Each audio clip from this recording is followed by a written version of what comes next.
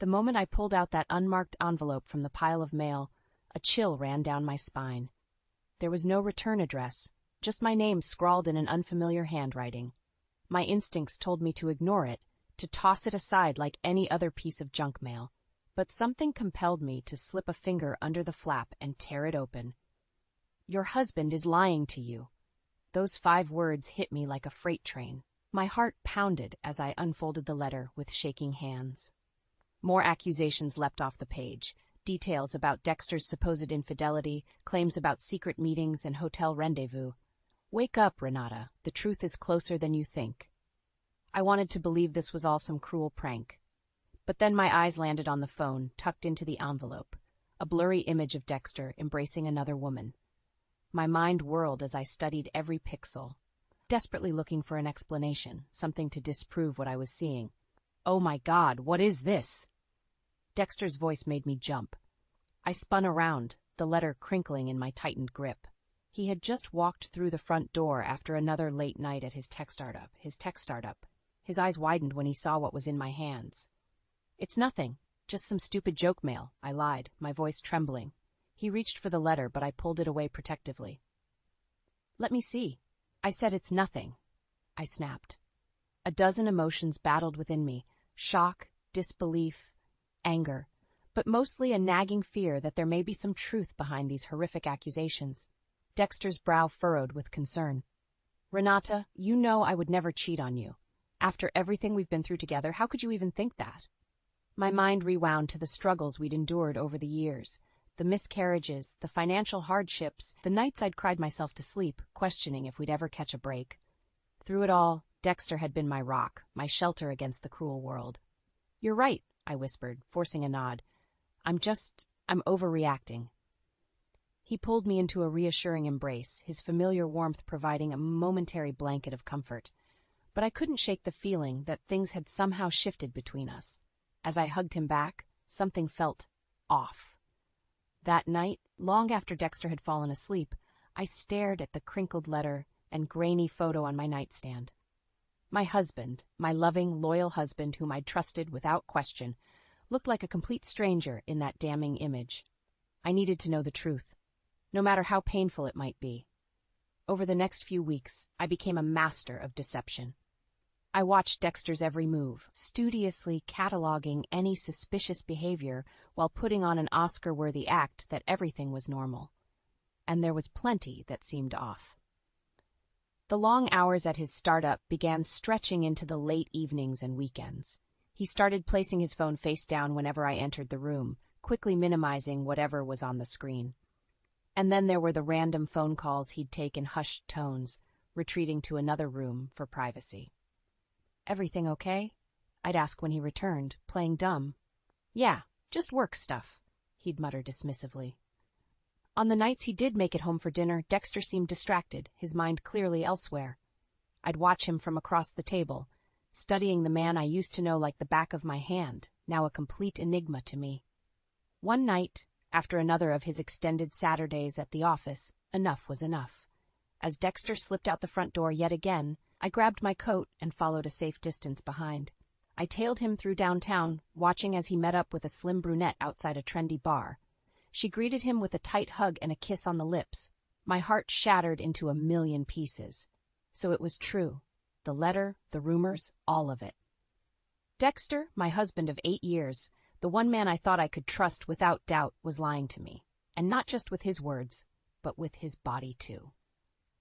I wanted to confront them both right then and there, to rush up and unleash the unbridled fury and anguish consuming me from the inside out.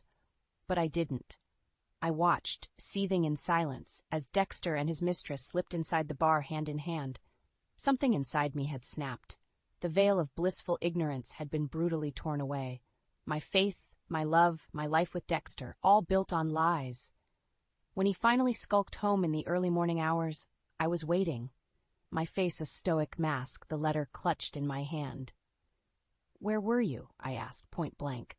Dexter looked caught off guard, like a kid with his hand trapped in the cookie jar. "I told you I had to work late at." "Don't lie to me." I hurled the crumpled letter at his feet. "I know about the woman. I saw you with her." A smirk crept across his lips, one I didn't recognize, like he had been waiting for this very moment.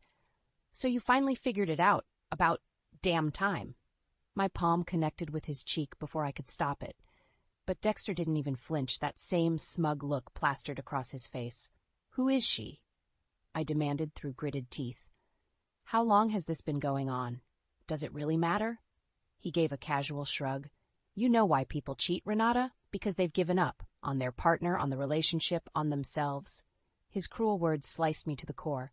The man I loved was gone, replaced by this vile, unrecognizable monster. "You're right," I said, struggling to maintain my composure. "I did give up. On you." Turning on my heel, I stormed off to the guest bedroom and slammed the door behind me. The hurt and anger was like a raging inferno inside me now. But I wouldn't let it consume me. Not yet. I would harness that fire, let it fuel my determination, my hatred. And then, once I had the truth, the whole truth, I would take everything away from Dexter Wade. He thought he had given up on me. Well, now the gloves were off, and he was about to see how that mistake would cost him everything. "You're being ridiculous," Dexter scoffed, throwing his hands up dismissively. "This is all just a misunderstanding." I glared at him, clutching the damning letter in my trembling hands. "A misunderstanding? You were caught red-handed with another woman." "I can explain." "Explain what?" I snapped. "How you've been lying to me for God knows how long, how you betrayed my trust in the most unforgivable way." Dexter opened his mouth to respond, but I cut him off. "No, I don't want to hear any more of your pathetic excuses." His expression hardened into that infuriatingly smug look I had come to loathe. In that moment, he was a total stranger to me, worlds apart from the caring, devoted husband I thought I had married. "You're overreacting," he said coldly. "Women always do with these things." I recoiled like I'd been slapped. "What did you just say to me?" Dexter simply shrugged, seemingly relishing my shock and outrage. It was like he was baiting me, poking the bear just to get a reaction. Well, two could play at that game. If he wanted to match wits and see who could stoop lower, I would oblige him. Mustering all my strength, I finally regained my voice. "You're right, you deserve a chance to explain yourself." I forced a sickly sweet smile. "Starting with why you've been deleting all your messages with this woman." Dexter visibly tensed up at my implication of having proof. Good, let him squirm for once. "You've been going through my phone?" His cheeks flushed red with anger. I nodded innocently. "Among other things." Holding up a hand, I started ticking off examples. "Having your car tracked, logging into your email, checking your credit card statements." His jaw clenched and those telltale veins bulged in his neck, the dead giveaway that he was enraged. Still, Dexter tried his best to appear calm and in control. "You've completely lost it, do you know that? This obsessive jealousy, it's unhealthy." A bitter laugh escaped my lips. "Jealousy? That's just the latest in your sad litany of excuses, isn't it?" My voice dripped with venom as I took a step closer, glaring right into his traitorous eyes. "The truth is, I know everything, Dexter. I have evidence of your affair with Marla Jennings. All your emails, text messages, credit card statements for your dirty little hotel hookups." I paused to let that bombshell sink in before delivering the killing blow. "Hell, I even made copies of the disgusting selfies you two would send each other." The blood drained from Dexter's face as the truth of my words hit him. Gone was his arrogance, his feigned superiority. He shrank back, finally realizing he was naked and exposed. "How?" was all he could choke out. "Did you really think I wouldn't find out?" I gave a harsh, humorless laugh. "That I wouldn't fight for the life you ripped apart?" That familiar vein in his neck throbbed furiously now. I could practically see the gears turning, his mind scrambling for an escape hatch, any excuse, any lie that might spare him from the reckoning he deserved. But it was too damn late. "You made your bed, Dexter," I growled, feeling a small sense of victory at holding all the cards for once. "No more lies, no more deceptions. It's time to face the consequences." I turned and stormed out of the room before he could utter another word of protest. Let him sit and stew in his guilt and shame for once. From here on out, I made the rules. I would dictate every calculated move, and Dexter would soon realize that hell hath no fury like a woman scorned. The words burned like acid as they left my mouth. "Marla Jennings? You've been sleeping with Marla?" My so-called friend visibly recoiled, her face drained of all color. I knew I had her cornered. The evidence was irrefutable. Renata, I don't know what to say. Marla's voice trembled as tears welled up in her eyes. A flicker of pity flashed through me before being promptly extinguished by my burning rage. Don't bother. I shoved a manila envelope into her hands, printouts of emails, texts, and other proof of her torrid affair with my husband. The truth is all right here, in breathtaking detail. The lies, the deception, the hotel receipts. My lip curled with disgust. Oh, and my personal favorite, those X-rated selfies you two would send each other. Real classy stuff. Shame and mortification washed over Marla's face as she feebly thumbed through the incriminating evidence. She opened and closed her mouth wordlessly, any excuse or justification catching in her throat. I could have taken some satisfaction in her discomfort and humiliation. But in that moment, I only felt a slicing betrayal, not just from Dexter, but from someone I considered practically a sister. We shared everything, from joys and heartbreaks to hopes and dreams for the future. And yet she had zero qualms about backstabbing me in the most unforgivable way. So much for loyalty. So much for our friendship meaning anything. How could you do this to me? I demanded through clenched teeth, fighting back hot tears of hurt and fury. After everything we've been through together, everything I confided in you about my struggles with Dexter. Marla swallowed hard, her expression an uncomfortable blend of shame and defiance. I never meant to hurt you, Renata. You have to believe me. Bullshit. The harshness of my own voice startled me. That's exactly what you intended to do, sneaking around behind my back, spreading your legs for my husband. It's not like that, she shot back, a sudden fire in her eyes. I love Dexter. He loves me. We made a real connection, something you couldn't understand. I recoiled, feeling like I'd been physically struck. A real connection? You're delusional. Marla shook her head adamantly. Dexter wanted to leave you. He told me all about your failing marriage and how miserable he was. He pursued me from the start. Of course he did. It was all becoming disgustingly clear now. Dexter's modus operandi of lies, deception, and avoidance of taking any responsibility. Marla was just another smoking gun in his trail of shattered trust and broken vows. Don't kid yourself, I spat. My husband is a coward and a pathological liar. It's all he knows. He manipulated you just as easily as he manipulated me. Tears streamed down Marla's face, smearing her makeup into an ugly mess. A sick part of me relished the sight.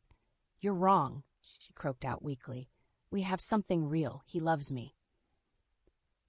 The desperate, hollow look in her eyes confirmed my suspicions. She was nothing more than Dexter's latest victim, another conquest willingly ensnared by his false promises and smooth-talking mind games. Marla was pathetic. But Dexter, he was the true monster I needed to stop. Without another word, I pivoted and stormed away, my mind already strategizing the most fitting retribution. An eye for an eye, that's what he would get. And once this was all over, Dexter would finally understand the bone-deguishing humiliation he put me through. I would return that pain tenfold. The fury blazed within me, consuming any mercy or sympathy I once might have felt. Dexter had demolished everything, my love, my trust, and the future we had planned together. Now it was my turn to watch everything he cared about go up in glorious, well-deserved flames. I paced back and forth in my living room, hands trembling as I clutched the damning evidence of Dexter and Marla's affair. My mind was racing, formulating a plan to make them pay for their unforgivable betrayal. Exposing their sordid secrets wouldn't be enough. I wanted complete and utter devastation, to obliterate everything they'd worked towards, to leave them as empty and hollow as I felt. A delicious vengeance, retribution for the agonizing pain they'd put me through. With each calculated step, the scheme took shape. I'd strike fast and without mercy. Let the shockwave ripple through our entire social circle and professional networks.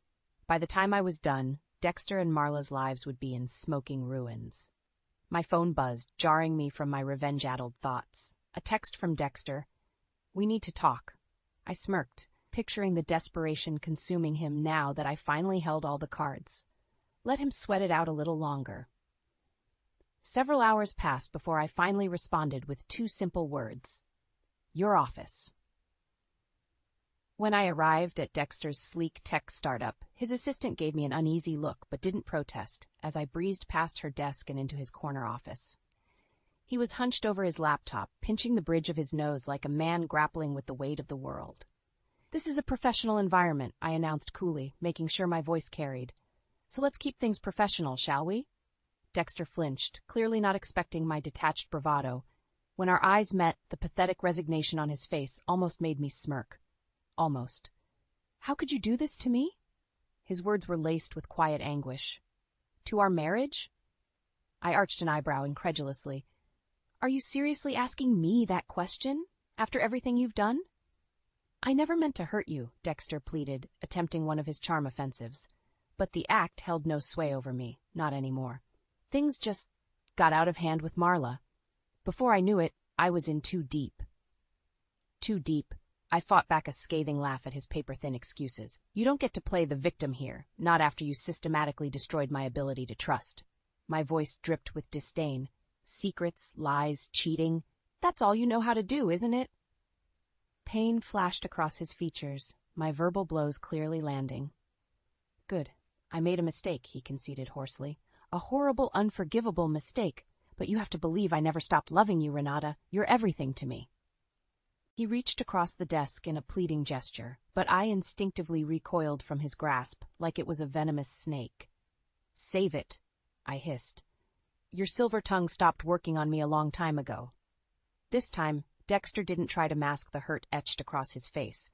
He swallowed hard, seeming to accept that there was no coming back from this, no smooth talking his way out of the devastation he'd caused. And I was just getting started. "You want to know how this is going to play out?" I asked, keeping my tone, untarnished detachment. "First, I'm going to take this evidence of your affair with Marla." I tossed the manila envelope onto his desk with a dull thud. "And I'm going to share it with everyone. Our friends, your investors, current and prospective clients, the whole damn world if I have to." "And then?" he croaked out, eyes swimming with apprehensive dread. A slow, sinister smile crept across my lips. "Then you can kiss everything goodbye. Your company, your reputation, whatever sad delusions of happiness you had with Marla. All of it. You won't have a goddamn thing left to your name when I'm finished with you." Silence hung heavy over the room as Dexter absorbed the crushing weight of my vowed promise. His mouth opened and closed wordlessly like a fish gasping for air. I held his gaze unflinchingly, drinking in every agonizing moment as the first droplets of my vengeance began raining down upon him. "See you around," I muttered coolly, turning on my heel to leave. Or maybe not. The party was in full swing by the time I arrived, fashionably late. Laughter and the clink of champagne glasses filled the air as Dexter's friends and business associates mingled around the modern event space. I scanned the crowd until my eyes found my soon-to-be ex-husband holding court near the bar with his latest fling, Marla, draped all over him. They made for a perfectly punchable portrait of arrogance and entitlement, blissfully unaware of the reckoning that was coming. Taking a fortifying breath, I smoothed out the front of my red dress, chosen specifically for the occasion. Like crimson battle armor, striking and unignorable. This was my moment, after all. I crossed the sleek concrete floor with purposeful strides, briefly catching the eye of Dexter's assistant, Kelly. Her expression glazed over with trepidation, no doubt sensing the storm brewing behind my eyes. "Smart girl." "Renata, you made it!" A fake, toothy grin stretched across Dexter's face as he lifted his glass towards me. "We were starting to wonder if you'd show. And miss your big night?" I matched his artificial cheeriness, turning it back on him with sickening sweetness. "Wouldn't dream of it, dear." Marla's owlish gaze bounced back and forth between us like a spectator at a tennis match.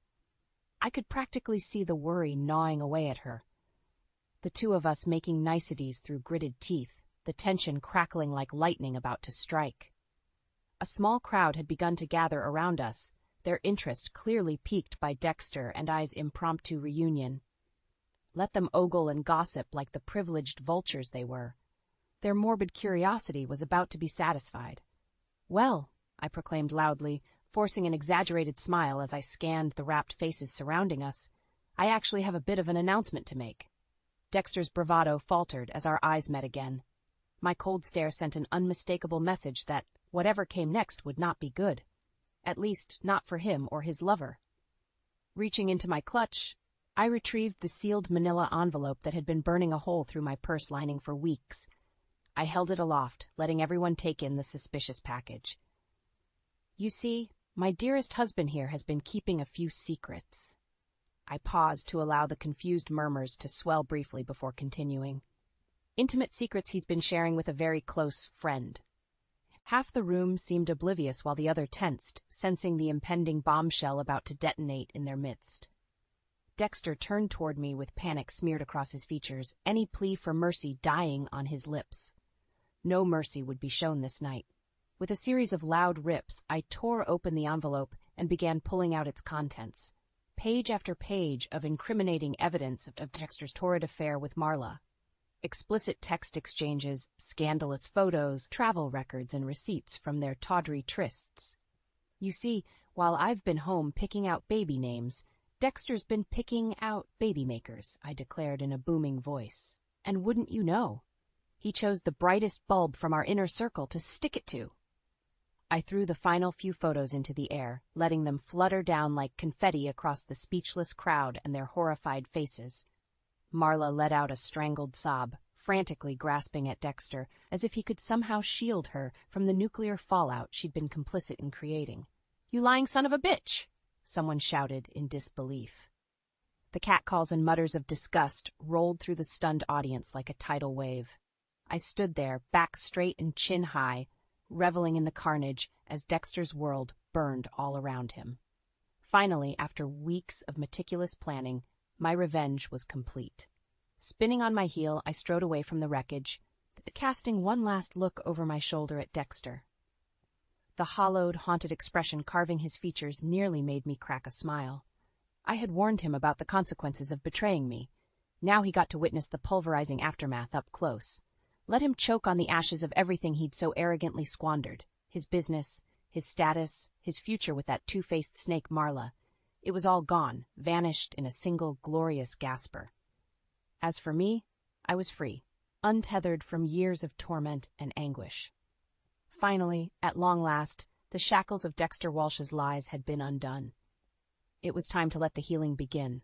The fallout was swift and merciless, exactly as I'd envisioned. Within days, the collapse of Dexter's carefully cultivated life was splattered across every gossip rag and tech blog in Seattle. The disgraced CEO, felled by his own tawdry affair and web of deceit that came unspooled so publicly. Good. Let them run those scandalous pictures and seedy text exchanges on a continuous loop for all I cared. The more reputational damage inflicted on Dexter, the better. Across town, the lawyers were circling like sharks, each enabler and business associate looking to distance themselves from the implosion of Dexter's startup. Major investors pulled funding. Longtime partners cut ties. In a matter of days, everything he'd spent years building disintegrated into a smoldering ruin of hubris and betrayal. I'd orchestrated the perfect demolition, the ultimate retribution against the man who had so callously tormented me with lies and infidelity for far too long. With each ticking update of Dexter's downward spiral, a grim smile crept across my lips. This was the justice I'd hungered for from that first vicious sting of betrayal. To see him stripped bare of every ill-gotten gain, every shred of arrogance and self-importance dismantled along with his sordid, depraved legacy. The real gut punch, though, came from the most unlikely of sources. Dexter's mistress turned accomplice in his own destruction. Marla had been uncharacteristically silent in the days following my explosive reveal, no doubt licking her wounds and grappling with the seismic embarrassment of her home-wrecking ways being thrust into the harsh spotlight. Once the initial shock faded, however, her near-feral self-preservation instincts kicked in. I was alerted of her publicity tour by a string of frantic texts from Dexter, each one more pathetic than the last. "She's lying. Everything Marla's saying, it's all lies. You have to stop her, Renata. She's out for blood." "I never wanted to hurt you. You were my world." I barely made it through his sniveling pleas before hurling my phone against the wall, cackling at his feeble, desperate attempts at salvaging what minuscule scraps of dignity he had left. Flipping on the TV, I was greeted by Marla's smug face on the screen, that familiar, self-satisfied sneer sketched across her features. The had certainly grown a pair now that the opportunity for vengeance had arisen. Dexter made a lot of promises to me about leaving his wife and starting a new life together, she proclaimed to the salivating reporter. He laid it on thick, talking about soulmates and true loves conquering all that garbage. I rolled my eyes at the cloying sentiment, knowing full well the slimy game Dexter played. He'd mastered the art of telling women exactly what they wanted to hear in order to get what he desired. But it was all a ploy, you see, Marla continued. Standard operating procedure for Dexter Walsh. The lies, the manipulation, the complete lack of conscience when it came to using people to get what he wanted. On the screen, she held up a sheaf of papers and photos that looked disturbingly similar to the package I'd used to expose their affair. I have proof here of Dexter's countless indiscretions, records of the hotels, the emails, all the sordid details of how he betrayed his wife and took advantage of me. He's a selfish, dishonest coward who only cares about himself. The searing diatribe set my soul ablaze, every word piercing through me like a vindicating dagger's caress. At last, someone else could see and acknowledge Dexter for the venomous serpent he truly was.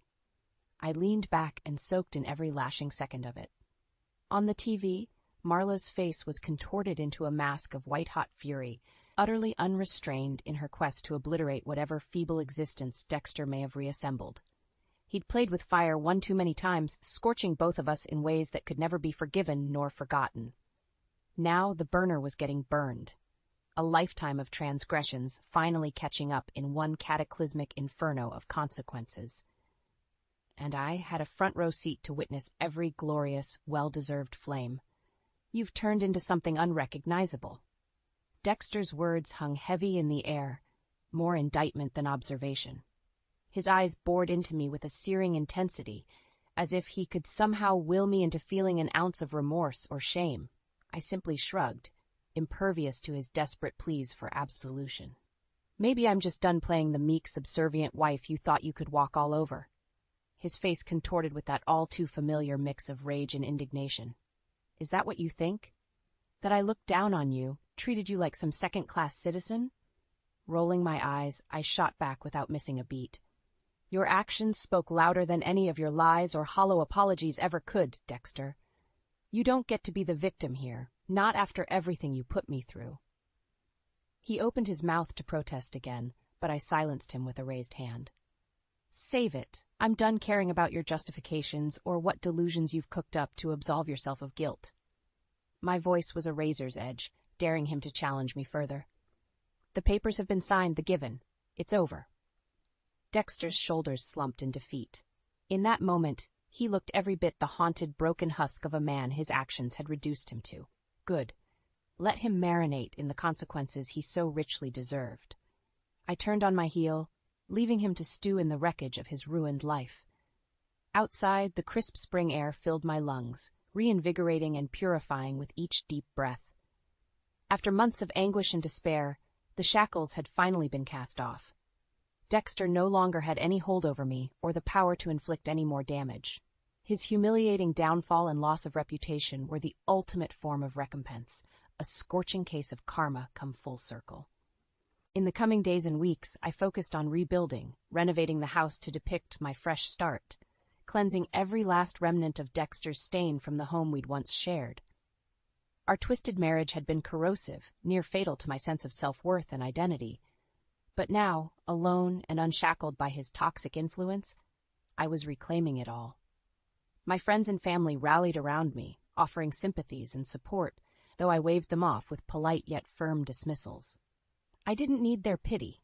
What I'd done was an act of self-preservation, a protective right to purge myself of Dexter's miasmic presence in my life once and for all.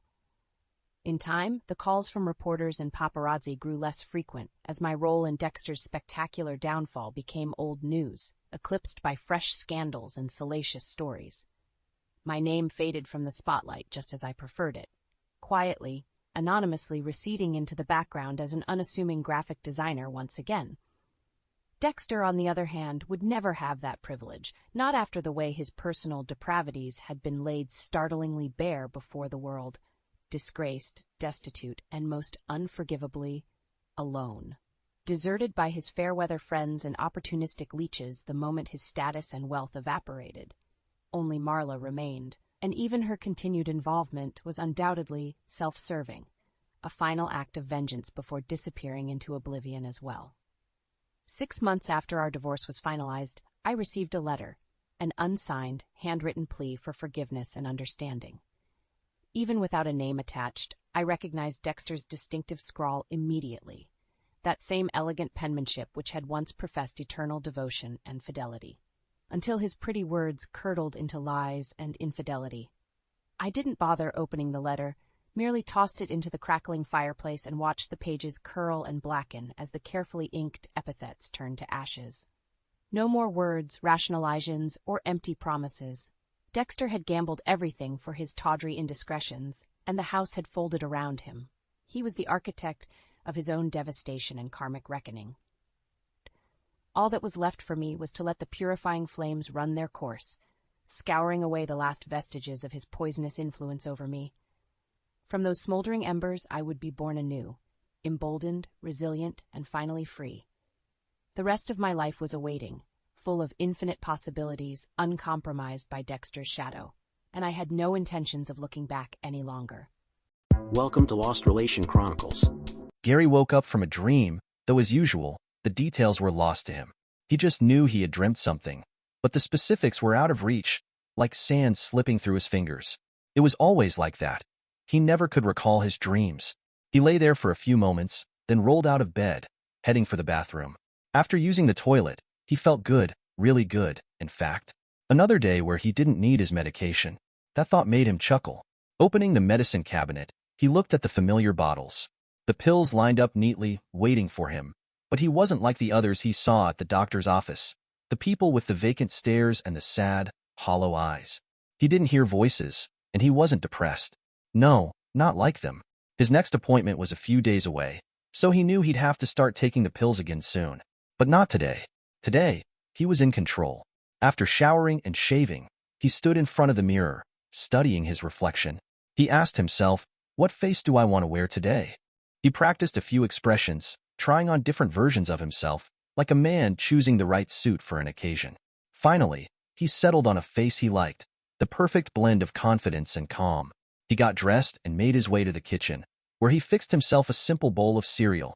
As he ate, his mind drifted to where he would go today. The face he chose always helped guide his plans. Today felt like a field trip kind of day, and the suburbs seemed like the perfect destination.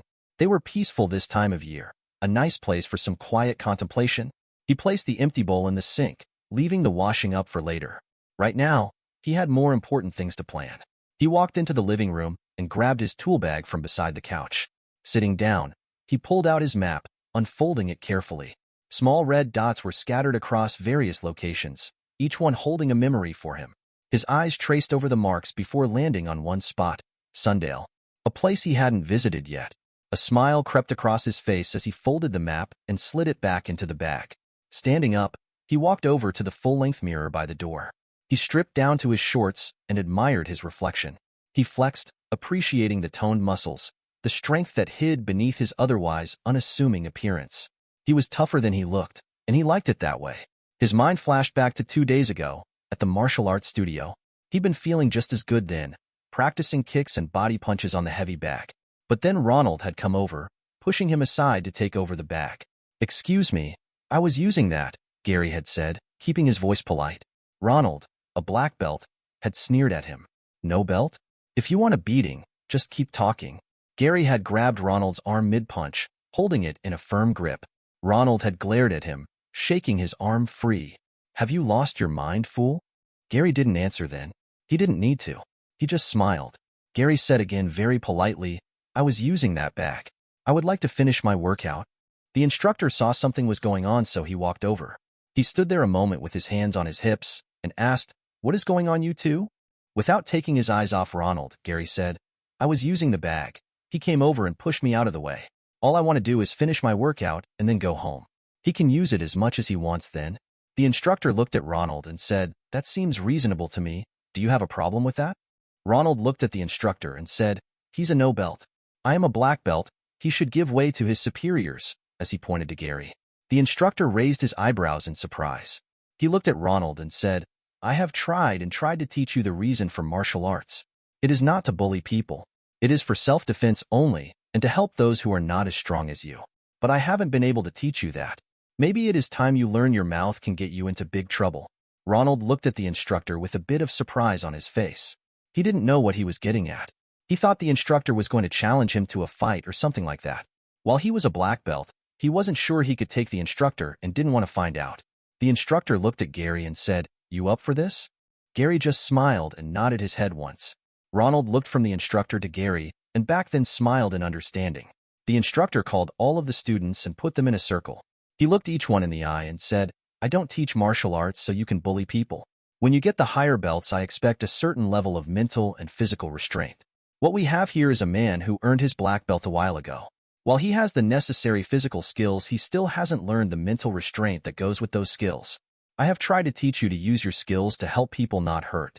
However, Ronald thinks that because he has a black belt, everyone should bow to him, or at the very least, they should get out of his way. Tonight, a man refused to get out of his way. So there is going to be a demonstration tonight. Ronald thinks because Gary doesn't have a belt, he isn't worth respect. Gary believes even if he doesn't have a belt, he deserves respect. There is only one way to settle this. Gary and Ronald had taken opposite sides of the ring and stood waiting for the speech to end. Gary had calmed himself and had done all of the mental exercises he was taught. He was ready, and he was feeling good. Inside and out, he was calm. He knew the adrenaline would only help once the fight started. He looked at Ronald, who was bouncing on the balls of his feet. Gary smiled at him. He knew he was in complete control. The instructor stepped back to ring formed by the students. He looked at Gary and Ronald, then said, "Okay, go for it." Ronald immediately attacked. He threw punches and kicks. Gary blocked some of them, ducked some of them, but some of them found their mark. Gary thought to himself, "Tomorrow I'm going to hurt, but tonight the adrenaline keeps me from feeling it." The students were cheering and booing. They were also shouting advice to both fighters. Gary kept sliding his feet, keeping at least one foot in contact with the mat at all times. He kept just out of Ronald's reach. Ronald kept attacking and trying to move into strike range. After a few minutes, Ronald was breathing hard. He started missing more and more. He noticed his arms were getting heavy. He realized he was getting tired, and he had better end this soon. He renewed his attack and started throwing more punches and kicks. Gary watched all of this. This was going just the way he had planned. He knew Ronald couldn't keep up this level of attack much longer, then it would be his turn. He kept moving back, just at the edge of Ronald's reach. He kept blocking and dodging the strikes. Ronald was having a hard time breathing, and his arms were getting so heavy. He decided to grab Gary and give himself some breathing space. He grabbed Gary in a bear hug, pinning both arms to his side. Gary reared his head back and head-butted Ronald right in the nose. Ronald's nose immediately spurted blood. Ronald howled in pain and dropped Gary. The students grew quiet, looked at the instructor, expecting him to stop the fight. The instructor looked at them and said, "If you are getting mugged and get a bloody nose, what are you going to do? Are you going to say, 'Well, I have a bloody nose, we need to stop'? No, you keep on fighting. This is the same thing. You have to learn to fight through the pain." Once Ronald let go, Gary went on the attack. He started throwing punches and kicks. Unlike Ronald's attack, Gary's hit the mark more often than not. A few minutes later, Ronald's eye was starting to swell shut, and he had a fat lip. Just as the instructor was getting ready to stop the fight, Gary hit Ronald hard and knocked him down. The instructor went over to Ronald and looked at him. "You okay?" he said as he got on one knee. Ronald looked up at him and growled, "I'm fine. I want to finish this," and started to get to his feet. The instructor gently pushed him back on the mat and told him to lay there for now. Then he looked at the circle of students. Just because someone doesn't wear a certain color belt doesn't mean they aren't deserving of your respect. Gary here doesn't wear a colored belt, but I dare say he could beat several of you at the same time. Let this serve as a lesson. You need to have the mental maturity as well as the psychical skill to move up into the higher belts. Then he looked at Ronald and said, "I hope you learned a lesson tonight. If you have, then come back. If you haven't, find a new studio. I don't teach bullies." Gary stood in front of the mirror and saw the night as if it was happening again right in front of him. Just then a horn blared outside and shook him out of his revelry. Gary's eyes refocused on his image. He smiled and looked at the few bruises he had from the fight. "I may have a bruise or two, but Ronald will not be able to see out of that eye for at least 2 more days. He has a fat lip and lots more pain." As Gary talked to himself, he gave a little laugh. He shook his head, then redressed, grabbed his tool bag, went out the door and down the street and caught the bus. As he rode towards Sundale, he watched the sun come up and thought again what a beautiful day this was going to be. When he got to Sundale, he walked along and marveled at the clean sidewalks. The suburbs always had clean sidewalks. Where he lived, the sidewalks were almost black, they were so dirty. They had years of accumulated vomit, urine, spit, blood, and gum on them. These sidewalks were so bright he thought they might blind him. He liked the burbs. The nice neat houses with their neat lawns and gardens. Everything seemed perfect, except he knew what happened when the husbands were away. The 304s who lived in those neat houses cheated on their husbands every day. He walked on muttering to himself. When he got to the corner, he realized he was getting upset. He was shaking, and when he talked, spit flew out of his mouth. He felt good, and when he felt good, he was in control, but he was losing control. He stopped and got himself back under control. Once he had himself back under control, he walked on. He saw the school as soon as he came around the corner. He liked elementary schools. He liked watching the kids going into the school. They were just at the age where they were getting their first taste of independence. When they first got to kindergarten, the moms would drop them off and they would run into the school. The older kids weren't to the age where they knew everything yet. They could still be taught, and he loved teaching them. He was proud that he was the one who taught some of them about how the world works. He had watched kids before. He knew he had to keep moving. When he did that, no one paid any attention. If he looked like just another working stiff, he could hang out and watch the parents drop off the innocents without raising any suspicions. He moved on when school started. He walked around the neighborhood for some time. Finally, he came up to a park where there were several mothers with their children. He watched for a short while, then he caught sight of her. A perfect little girl. She had brown hair that came to just below her ears. He liked brown hair. She had on a cute pants and matching shirt set, and she had the cutest athletic shoes. They were brown soled with pink tops. He watched her and her mother play for a long time. Finally, the mother called to her and they left the park. As they walked down the street to their home, the little girl would hold her mother's hand for a while. Then she would see something like a flower or a bug that caught her interest, and she would run off to investigate. Gary liked the little high laugh she had. He liked being around kids when they laughed. It made the world right. Gary walked at a distance, so the little girl and her mother had no idea he was following them. The little girl skipped and did little spins. Gary could tell she was young enough to not have any worries or cares. As Gary walked behind them, he swung his tool bag and whistled to himself. When the mother and little girl turned up a driveway, Gary kept walking past. He looked at the house. He said to himself, "Yep, just the kind of house I suspected." It was blue with white trim. There were low bushes lining the front of the house. There wasn't a sidewalk, just a driveway. He noticed the roses on the side of the house. He saw there was a fence around what appeared to be a backyard. He walked 2 houses down and turned up the driveway. They didn't have a garage, and there weren't any cars in the driveway. So, he walked up to the gate and let himself in the backyard. He hopped the fence heading for the little girl's house. He didn't want to hurry too much. He guessed the girl would take a nap before lunch, but before that she would have a snack. So he had time to kill before he paid his visit. As he jumped the second fence, he was greeted by a large dog. He had moved so quickly and quietly he had surprised the sleeping dog. As the dog saw Gary drop down to the lawn, he started barking and then charged Gary. Gary stood there and watched the dog charge him. He was in control, so he was calm. Just as the dog jumped for Gary's chest, he stepped out of the way. As the dog flew past, Gary grabbed his tail. He used the dog's momentum and swung the animal into the fence. The dog made a little yelp and went limp. Gary looked at the unconscious dog and jumped the fence into the little girl's yard. He stole across the yard and peeked into the window. He was looking into a kitchen area. The 304 was the only one he could see. So much the better. It will make the lesson that much easier, he thought to himself. He moved out of sight of the window and opened his tool bag. He pulled out the paper painter's overalls and the latex gloves. When he went on field trips, he always made sure he had the right tools.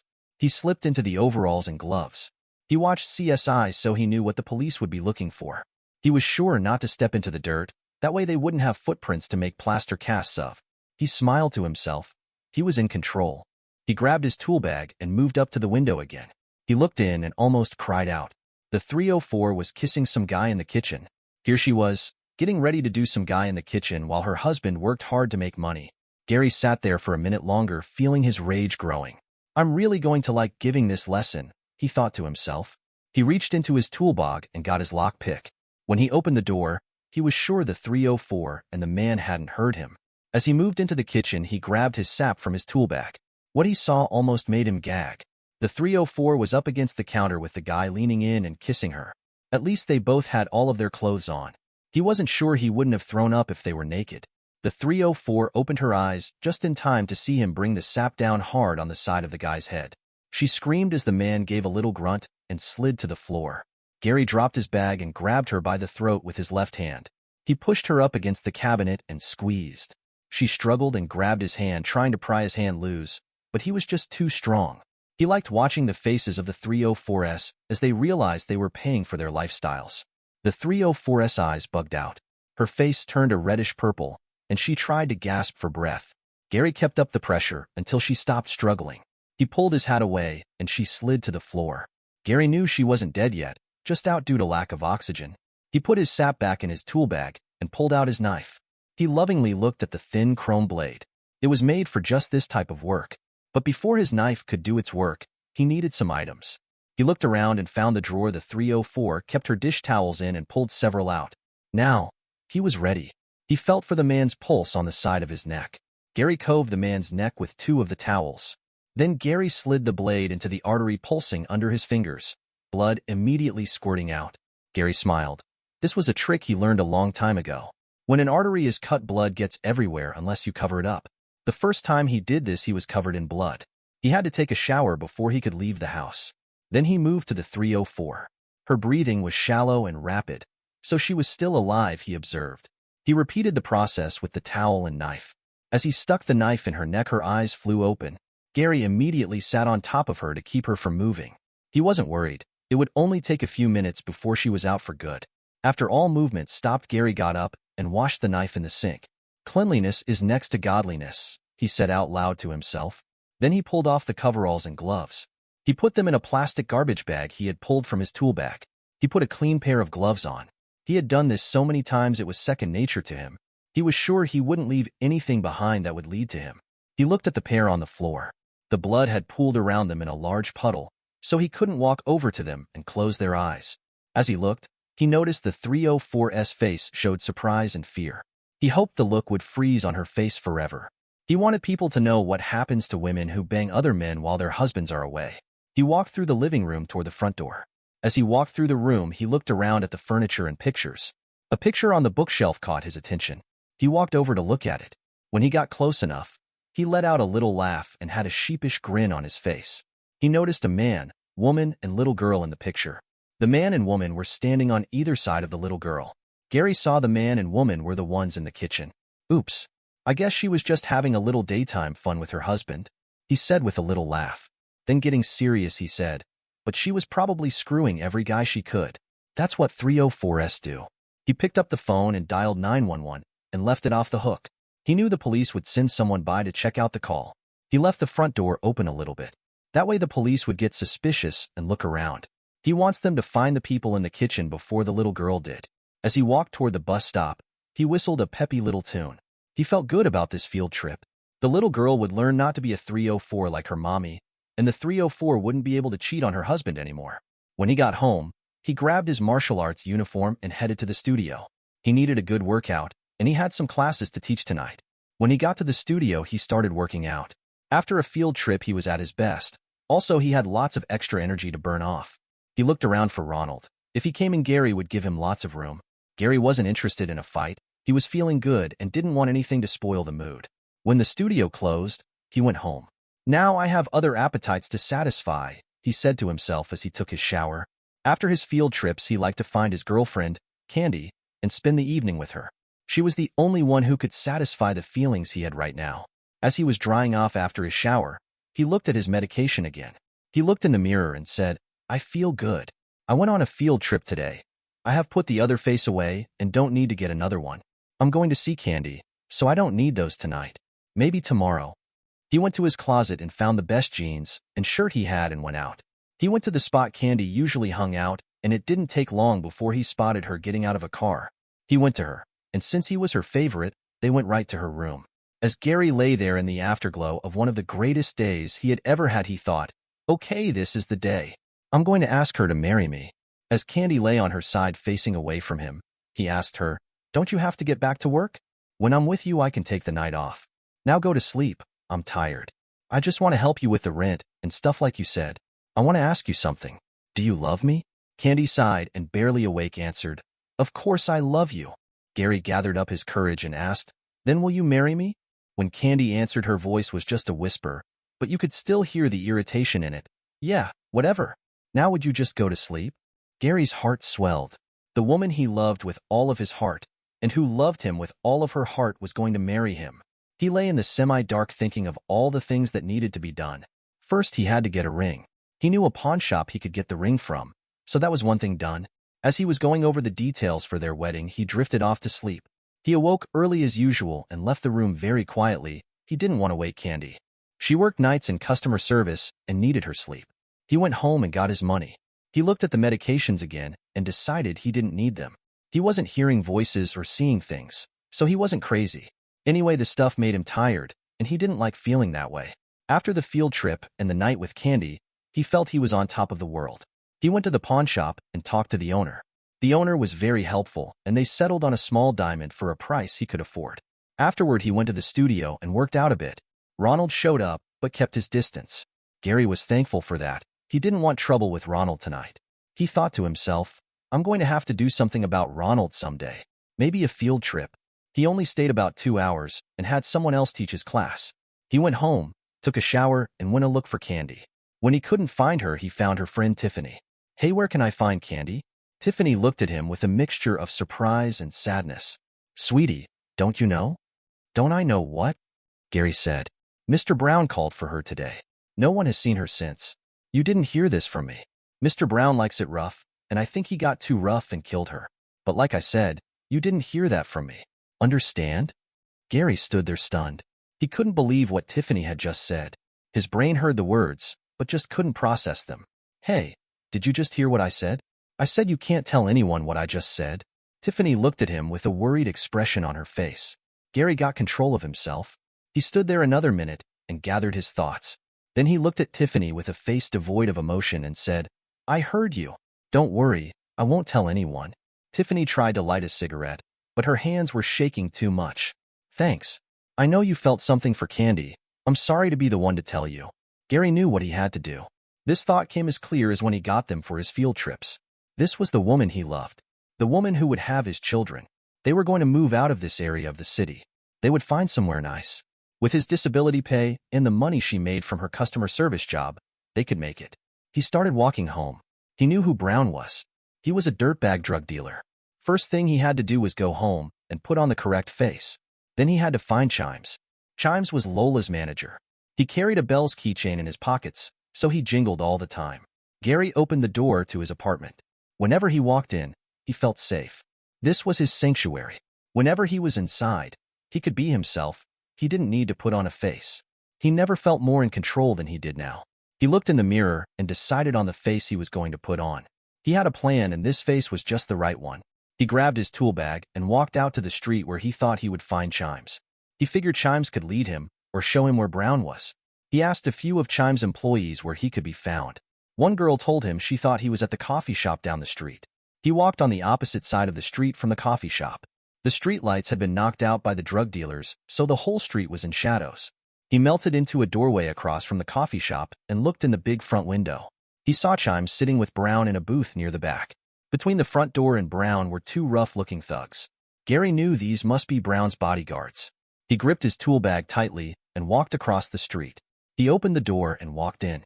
As soon as he cleared the door, he dropped his tool bag on a table. He continued to walk toward Chimes and Brown. As he got closer, he said in a loud tone, Chimes, can you help me out? I'm a little short and need a job. The two bodyguards got up from the table and started to block his way. One pulled his gun out. Gary was ready for them. He had been practicing martial arts for 20 years. He just shut down the thought section of his brain and reacted. He grabbed the gun with his left hand and twisted it up. With his right elbow, he hit the guy under the chin. The thug stumbled back and fell. Gary brought his foot down hard on the second guy's knee. There was an audible crack as the leg broke. Gary grabbed the guy on the back of the head by the hair. As the guy started to fall, Gary brought his head down hard on the table. The thug fell unconscious and rolled onto the floor. The first guy had recovered and started to swing at Gary. Gary blocked the swing and brought his knee up to the thug's groin. The thug let out a little oof and fell to his knees. Gary kicked him on the side of the head.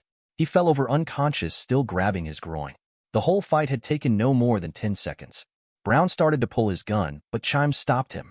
He's one of Lola's customers, and he does some courier work for me once in a while. So he's cool, just a bit nuts. Gary stood and looked at the two men and said, Chimes, you got anything for me? Brown looked at Gary and said, you just walked through two of my best. And you did it without a gun. Gary gave a sheepish grin, looked at the two on the floor, then back at Brown and said, hey, I'm sorry. I didn't know they were yours. They just jumped up with a gun and I reacted. That's all right. If they couldn't protect me, what good are they? You said you were looking for a job? How about being my bodyguard? Gary walked over to one of the thugs, picked up his gun, and shoved it in his belt. Then he walked toward his tool bag and said over his shoulder, let me get my bag first. Yes, I would like to work for you. And don't worry, I'll take care of you. Dear listeners, please share your thoughts in the comments section below, and don't forget to like, share, and subscribe. Welcome to Lost Relation Chronicles. My name is Nina, and this story begins when I got the position of being a nurse at a senior living facility. I have to say I was very nervous at first, but after a while I loved my job. I had recently graduated from college with a nursing degree, but I still took courses to improve my knowledge and update my skills. I usually worked the second shift, so I helped my guests with dinner and getting ready for bed. I preferred to call them guests instead of patients. I believe they had earned that right. Most of our guests were here because they were elderly or were unable to live on their own. Their families were too busy and didn't have the time to help them properly. That is when they would move into our facility. I loved those people. My story will mainly be about Ben Johnson, a man in his 70s. We became really good friends. He may have seemed grumpy to some people, but I found him fascinating and a great storyteller. First, a little about myself. My name is Nina Moore. I'm 23 and recently broke up with my latest boyfriend after catching him cheating on me. To be honest, we were friends for 2 years, but only became more serious in the last 6 months. Before Jake, I had dated a few men, but nothing serious. I spent my time studying and learning my nursing skills. I was an only child and raised by my grandparents. My parents were killed when I was just a child, and my dad's parents raised me. I loved them so much. They were a bit more strict seeing they were from an older generation, but I did my best to do as they asked. Grandma was a great cook, and because of that I was considered on the heavy side. I didn't date much in school even though I was popular. I was said to have a very bubbly personality. I think that was how my friends told me that I was overweight. I was just a bit chubby and began working on my eating habits and working out when I could find the time. I needed to get out on my own and had recently got my own apartment. I still stopped by to see my grandparents regularly. To me, they were my mom and dad. I didn't remember my parents since they died while I was at a young age. My grandparents kept their memories alive by telling me stories about them. I really wish I could have gotten to know them. Unlike most young people, I find talking to older people a delight. Sure, there's the growling and talk of loneliness and pain, but there's the other side where they can tell you so much about life and history. I found out all I had to do was listen to them. They really had so much to say, and all they needed was an audience. When I first met Ben, he seemed grumpy, but as we got to know each other better, I found out he was really intelligent. He remembered everything. Instead of Alzheimer's like some older people, I believe he had a photographic memory. He told me it wasn't as good as it once was, but he seemed to know a little about everything. We would talk, and he would tell me things. Later, I'd go online to see if what he told me was the truth, or if he made it up. It was always the truth, but some things were his opinions. His daughter would stop in and see him twice a week. She never stayed very long. Ben said it was his choice to move into the senior center. At his home, he felt he was just in the way. At least at the center, he had a lot of friends around his age, and most still had their sanity. Those were Ben's words. We would often talk when I wasn't busy with my other guests. Over time, I had grown to love this old man. He was so real and was so smart. He had lived in the center for 2 years. It all began when he had fallen and broke his leg. He came to the senior facility for rehab and said that he enjoyed having people around to talk with. When I asked him about his family, he told me his daughter married the neighborhood banker. Eventually, he became the president of the local bank. He had one grandson, Rob, who was in the service and stationed near Iraq. He told me that he and Rob were best friends and did everything together. He taught him how to hunt, fish, and took him everywhere with him. After Rob graduated from high school, he chose to go in the Air Force and signed up for 4 years. He came home twice on leave to see his family. It was before I started at the center. He had less than a year to go before coming home for good, or he could re-enlist. Ben was hoping he wouldn't re-enlist as he really missed his grandson. You could hear it in his voice when he talked about Rob. Ben told me how proud he was of Rob and that he flew to San Antonio, Texas to see him graduate from basic training and spend a few days with him. Rob was the one really bright spot left in his life. I talked to some of the other nurses, and they told me that Ben was a very rich man. He turned over much of his estate to his daughter and put some money away for his grandson. I found out that the mansion down the road belonged to the Parsons family. That would be Ben's daughter and her husband. It had been known as the Johnson Mansion until Ben gave it to his daughter and her husband. When I asked Ben about the mansion, he just laughed. He said life wasn't all about money, but what you get out of life. He said Barb, his daughter, and her husband John were good people, but all they ever talked about was finances. They were worried a lot about their image in the community. Rob, on the other hand, was more like Ben. At least that's what Ben said. Rob was intelligent and wanted to get away on his own for a while. That's why he joined the Air Force. Ben showed me postcards that he received each month from his grandson. Many years ago, Ben was a Marine and had fought in Vietnam. He told me, once a Marine, always a Marine. It was a part of his life that he preferred not to talk about. He did talk about his good times in the service, but not Vietnam. He said he lost too many close friends, and it was a low point in his life. After returning from the service, Ben said he attended college and studying seemed to come so easy to him. He received a degree in finance in 3 years and became a stockbroker. He ended up marrying his high school sweetheart, Mary, and they had a daughter and a son. His son died in a car accident when he was a teenager. That was another low point in his life. He believes that's why he took Rob under his wing. He treated Rob like his son. His wife Mary passed away from cancer 4 years ago. After that, he kind of went downhill. If it wasn't for Rob, he couldn't care if he lived or died. On to brighter things. I would watch Jeopardy some nights with Ben, and I swear he knew all the answers. The nurses told me he always seemed to get the answers right. He gets along with most everyone who works at the senior center.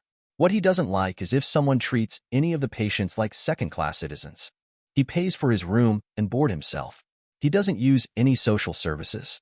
I later found out that he donates $250,000 a year to our center.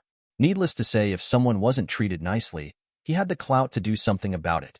What's funny is you wouldn't know his financial situation by looking at him or even talking to him. He is just a nice old guy that treats everyone with respect. He doesn't want to be treated special in any way. They often play cards or other board games at the center, and if he wins, he wants his candy bar or other prize. He would say, "I want it, I want it." He can't find anyone to play Scrabble or other word games with him. They all know they don't stand a chance. Oftentimes, some of the nurses or even office staff will take a chance on playing a game of Scrabble with him. He rarely loses, if ever. He asked me to play, and I told him only if we could use 5-letter words or less. He laughed, and we did play a few games like that. I did go online and found a Scrabble dictionary that if you put the letters into it, it would tell you all the words you can spell out. Ben laughed when I told him about it, and he let me use it. I've even won a few games. Now other people play Scrabble with him also, and Ben lets them all use the D-Scrambler. He doesn't use it, but says it does make it a bigger challenge. The holidays were approaching, and he would tell me all these stories from past Christmases and New Year's. He tells us all how Christmas began and how all the different religions celebrated the holidays. His personal stories of holidays were always interesting. He left the center for 2 weeks and went home for the holidays. I had to say I really missed him. He was actually going with his daughter and her husband over to Germany to meet up with Rob, his grandson. He was so excited. Before he left, he took a picture of me. I asked him what for, and he said he wanted to show it to Rob. I have to admit I was a bit embarrassed, but it did make me feel good. He kept a picture of Rob on his nightstand, and I do have to say he was a hunk in his uniform. When Ben returned from Germany, he was so happy. He even bought me and the other center help gifts from Germany. Most were imported candy, trinkets, and things like that. He handed me a second small package. In it was a silver necklace with my birthstone on it. When I told him thank you, he said it wasn't from him, and he handed me a sealed card with my name on it. He said Rob told him to give it to me for taking care of his grandfather. I had to admit it brought tears to my eyes. I had never met Rob but had seen his picture that his grandfather showed me. He was a good-looking man and had sent the card with the necklace. Dear Nina, thank you so much for being part of my grandfather's life. He really likes and respects you. He has had it rough since the death of his wife, my grandmother. It felt so good to see him smile again. He gives you the credit for that, saying you are a joy to be near. I'll be home for good hopefully in June and hope to meet you. Grandpa gave me a picture of you. I hope you don't mind. Your friend, Rob. I didn't know what to say. Ben said he didn't read the card. He hoped Rob wrote something nice. It was very nice, Ben. Please thank him for me when you write to him. Nina, you can tell me to mind my own business, but do you go out on dates? You seem to be here most every evening, asked Ben. No, I've been bitten more than once, and I'm not in a hurry to get bitten again. I like being here and learning so much from the older generation. I know it's silly, but I feel more comfortable. During my time off, I help my grandparents. Why do you ask? Valentine's Day is coming, and I was wondering if you had someone special to celebrate it with, replied Ben. I smiled and told him I had nothing special planned. In fact, I had to work that evening. I went about my chores and let my mind wander. I did think about Ben and his good-looking grandson, Rob. No, it could never happen. Rob was just thanking me for taking care of his grandfather. One evening I was sitting with a group of guests when Valentine's Day came up. I mentioned that every February 14th, across the United States and in other places around the world, candy, flowers, and gifts are exchanged between loved ones, all in the name of St. Valentine. I asked this mature group who is this mysterious saint, and where did these traditions come from? Ellen, a lady in her 80s, smiled and told us a couple of stories about how she met her husband and how they celebrated Valentine's Day.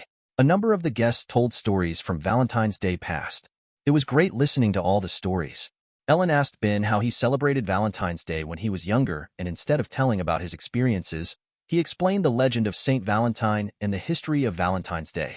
Ben began, "We do know that February has long been celebrated as a month of romance, and that Saint Valentine's Day, as we know it today, contains vestiges of both Christian and ancient Roman tradition.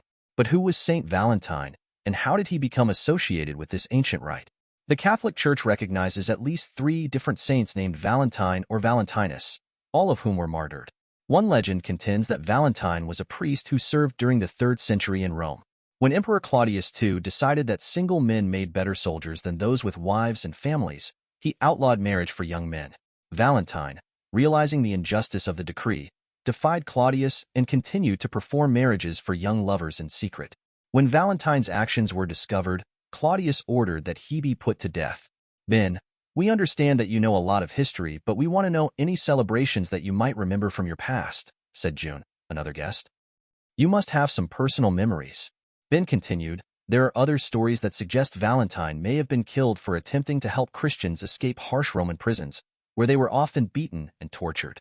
According to one legend, an imprisoned Valentine actually sent the first Valentine greeting himself after he fell in love with a young girl, possibly his jailer's daughter, who visited him during his confinement.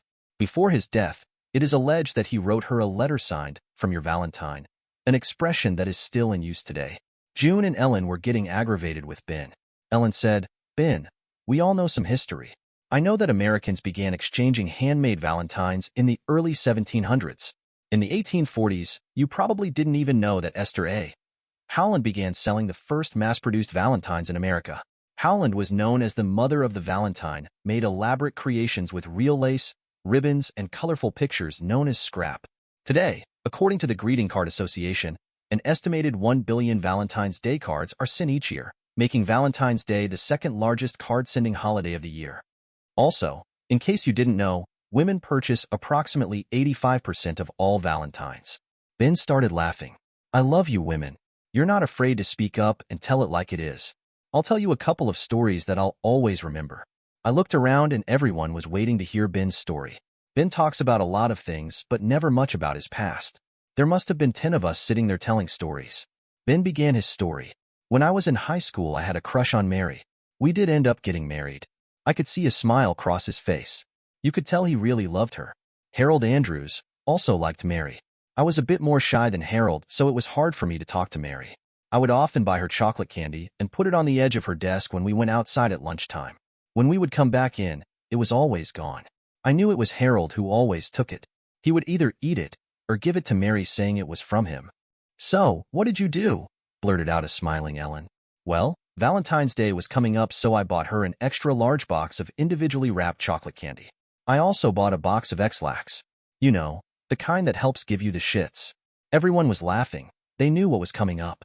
I gently unwrapped each piece of chocolate and rewrapped a piece of X-Lax in each piece of foil and then placed them in the nice chocolates box.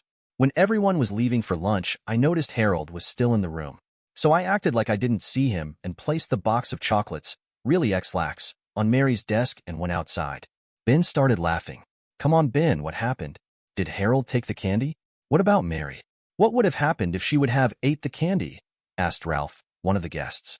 I was in the cafeteria eating my lunch and just watching Mary at the next table. She kept looking at me and smiling. Needless to say, I smiled back. She knew I liked her. A couple of times in the past I asked her if she liked the chocolates I gave her, and she told me she only received them from Harold. She asked if I was sure I put them on her desk. I told her yes, and she seemed a bit confused. As I looked at her, Harold came in with the box of chocolates I put on Mary's desk. He had opened them and was eating them. He sat down next to Mary and offered her a piece of candy. She looked up at me and I started shaking my head, no, and mouthing don't take any. Harold was playing the macho role and didn't even look at me. Mary started to take a piece and looked at me again. She stopped and told Harold maybe later. A couple of Harold's buddies came over and each took a couple of pieces. It was then that Harold looked up at me and laughed. What happened next, Ben? Did Harold get the shits? Laughed Larry. Let me finish the story for Pete's sake, replied Ben. When we got back to our classroom, I had a heart-shaped box of chocolates I gave to Mary. She smiled at me and said, "Thank you." She opened it and offered me a piece. I took a piece to let her know it was okay to eat. Harold looked over at us and looked surprised. He raised his hand and asked to go to the restroom. He was followed shortly by his two friends. His buddies made it there in time, but Harold didn't. He shit himself and didn't come back to class and was even off the next day. After school, I told Mary what I did and why I did it. After staring at me without saying anything, she leaned over and kissed me for the first time. I wasn't afraid of Harold, and he never bothered me or Mary again. After graduation, I went in the service, but Mary and I corresponded all the time. Every Valentine's Day, I made sure to give her a heart-shaped box of candy. After returning from the service, we got married. I still got her a heart-shaped box of chocolates for Valentine's Day every year till the day she died. Whenever we ate a piece, we were reminded of that one day at school that brought me my first kiss. We women had tears in our eyes after hearing Ben's story. The guys all just laughed. I do believe that Ben had a tear in his eye also. He tried to blame it on allergies, but I knew better. I talked to my grandfather and told him about Ben at the senior center. My grandpa, Neil, decided to go visit Ben. He liked to get out of the house once in a while and away from Grandma. I introduced him to Ben, and they both hit it off, even though they had completely different backgrounds. They were both in the service, but when Grandpa got out of the service, he was a maintenance man at an auto company. He just retired a couple of years ago. One thing they both had in common was they liked to fish. Ben suggested after it warmed up that they could get together and go fishing. Grandpa told him he liked fishing even when it was cold as long as the lake wasn't frozen over. They agreed to go fishing the following Saturday. When I talked to Ben, he said he really liked my granddad. In fact, Granddad was going to stop by a couple of times a week to visit Ben, and they were going to play chess and checkers. Granddad was good at both. After that, when I would see Ben at work, he just seemed happier. I was happy for both he and Grandpa. Grandma would often bake something for Grandpa to take with him to the senior center. I did let her know that Ben was diabetic and had to watch his sugar intake. He shared the baked goods with everyone. On Valentine's Day, Ben had his daughter pick up about a dozen boxes of candy to pass out to the nurses and a few of the other guests. He gave me a big heart-shaped box and said it's what he used to give to his deceased wife, Mary. I did ask him if the candy was okay to eat, remembering his story. It made him laugh. Life went on, and before I knew it, it was June. Granddad was still visiting Ben twice a week, and they would go fishing at least once a week. They became really good friends. I came to work one day, and Ben was really happy, a lot more than usual. When I asked him what put him in such a good mood, he said he had a surprise for me. I looked up and saw a man in uniform. I knew it was Rob. I was a bit embarrassed. If I knew he would be there, I would have at least done something to my hair or fixed my makeup. "Isn't she every bit as pretty as I told you?" said Ben to Rob. "Yes, she is, Grandpa." "Nina, it's very nice to meet you." Needless to say, Grandpa always writes about you. I think we were both a bit lost for words. "It's nice meeting you too, Rob. I have to get back to work. I hope to see you again," I said as I walked away. I was a nervous wreck the rest of the evening. That evening, I stopped at my grandparents', and I mentioned to Grandpa that Rob was home. He laughed and said he knew Rob was coming home. Ben had told him the last time he visited the center. I asked him why he didn't tell me, and he said that he was under the impression that I didn't even know Rob. I don't, but Ben talks about him a lot. How stupid can I be? I have a crush on a guy that I don't even know, I said to Gramps. "Honey, I'm sorry. Ben told me not to tell you. He wanted to surprise you," replied Gramps. I think it worked. I have to admit that I was a bit confused about Rob. Was he being nice to me because of Ben? What should I do, or how should I act? I decided to just act natural around him and be myself. I'd wait to see if anything would come of my meeting Rob. The following morning, there was a knock on the door. I had just gotten out of the shower but did get dressed in a pair of jeans and a shirt. I wrapped a towel around my hair since I hadn't had time to brush it out. I looked out the window of the door and saw the back of a young man. I opened the door and stuck my head out. "Yes, can I help you?" I asked. I could have died when the man turned around and it was Rob. He was dressed in street clothes. I was at the peak of embarrassment when he spoke. "Hi there. I was riding through your neighborhood and thought I'd stop by and say hi. I hope I didn't interrupt anything. I was wondering if you would like to go out for lunch with me before you go to work." Why are you here? I asked. I just told you. I wanted. No, why are you really here? Did Ben send you? You don't even know me, and you come by unannounced and I look a mess. Why are you here? I asked again. I'm sorry. I really did want to take you to lunch and get to know you better. Grandpa always wrote to me about you, and I started carrying your picture in my wallet. If you are half the woman Gramps says you are, you must be fabulous. Do you want me to leave? Decision time for me. No, I'm sorry, please come in. I couldn't believe I gave in so easily. I invited him in and offered him a soda. I told him I had to comb out my hair before it dried. He said he was used to seeing women with turbans on their head. We both laughed. I spoke up while I was brushing my hair from the bathroom. I have to tell you that I don't trust most young guys. I guess I spend too much time with the elderly. They don't lie to me like the young guys do. Ouch. Were you in a bad relationship? He asked me. Just so you know, I had a girlfriend when I left for the service. She wrote to me for 3 months before we broke up. A friend of mine wrote to me and told me she was dating other guys. When I asked her, she lied at first, and then told me she was bored and they didn't mean anything to her. She wrote a few more times and wanted my forgiveness, but that wasn't going to happen. Once she lied to me, I knew I couldn't trust her after that. The last I heard, she was engaged to the mayor's son, which is fine with me. I walked into the living room where he was sitting. He stared at me. You know, Grandpa is right. You really are beautiful. What? Are you blind? I'm overweight. I'm dressed in jeans and my hair is a mess. You don't understand. You have natural beauty, not all made up with a lot of makeup. You definitely are not overweight. I'm being serious here. Are you going out to lunch with me? Yes, but we need some ground rules. I'm not a pushover for a man in uniform. You need to know that. Why did I even say such a thing? Am I an idiot or what? He laughed and said, whatever you want. We went to lunch and talked for 3 hours. I was almost late for work. When Ben saw me, he told me I looked really happy. I told him I had lunch with Rob, and he really is a nice guy. I had a long talk with Ben about Rob. I wanted to know more about him. Ben, why did Rob enlist in the service? His family has money, and he is really intelligent. Please tell me the truth. After looking at me for a few seconds, Ben told me a little about Rob. Rob didn't know what he wanted in life. His parents wanted him to follow in their footsteps in the banking industry, but Rob didn't want that. He enlisted to find himself. He believed the girls dated him for his name and financial situation, and he wasn't happy. He likes fishing, hunting, and helping others. He told me he wanted to be like me. I saw a tear in Ben's eyes. Damn allergies, he said. My daughter and her husband were furious with Rob when he enlisted. They were mad at me for encouraging him to do what he wanted. They couldn't stop him and eventually wished him the best. He's a great kid. He would write home to us and tell us how bad it was in Iraq and how the Air Force was helping people.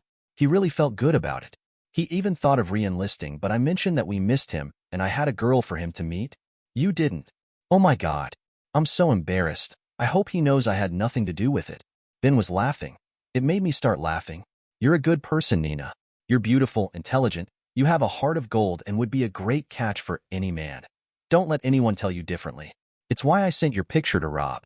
I knew he would want to meet you. The next day, Rob came by in the morning and I was ready for him. I had my hair done and at least presentable. You clean up pretty good, said Rob as he laughed. Did you do it for me? No, I said quickly and realized how stupid I sounded as I said it. Rob laughed and we headed out for lunch. It was the start of a great relationship. He would stop by and see Ben a few times a week. He even went fishing with my granddad and Ben. We talked a couple of times a week, and he would take me out on my days off. He never tried anything flirty and always treated me like a lady. I liked that, but I had to wonder how he really felt about me. Was I more like a sister or just a good friend? I knew I was falling for him. I asked Rob about his future and what his plans were. He told me he had signed up for a couple of criminal justice courses. He was going into law enforcement. The local police department explained that his military background as military police qualified him for a position, but he needed to take the courses to understand local and state laws as they differed from military law. He would spend time at the college during the day and 3 evenings a week. He would ride with a police officer in a cruiser and learn the ropes. He said his parents weren't really happy with him going into law enforcement, but understood his decision. They were just happy that he didn't re-enlist. I guess it was hard on them knowing their only son was in a foreign country fighting a war. After us going out for a couple of months, I asked him about our relationship. I took a chance and asked him straight out where he thought it was going. He smiled at me, leaned forward, and gently kissed me. Does that answer your question? 2 dates later, after he took me out for dinner and dancing for my birthday, he took me home and I invited him in. He kissed me, but this time there was more passion in it. It led to us making love for the first time. I knew right then that I was in love with him. Rob, please don't lead me on. I've fallen for you, or I wouldn't be here with you right now. Nina, I love you. You've told me your past relationships didn't fare well and I wanted ours to last. It's the only reason I haven't pressured you earlier. From that night forward, we made love on a regular basis. When I told Ben that I loved Rob, he smiled. I knew you two were meant for each other. Now I hoped his parents were okay with it. They knew me from when they visited Ben, but I didn't know if they were aware of Rob and I dating. I asked Rob the next time I saw him if his parents knew we were dating. Yes, they know. They are kind of coming around and realizing I'm a lot happier than I have ever been. In fact, they are throwing a large Thanksgiving dinner and inviting friends and relatives. They asked me to invite you and your grandparents. I think my mom and dad are really trying.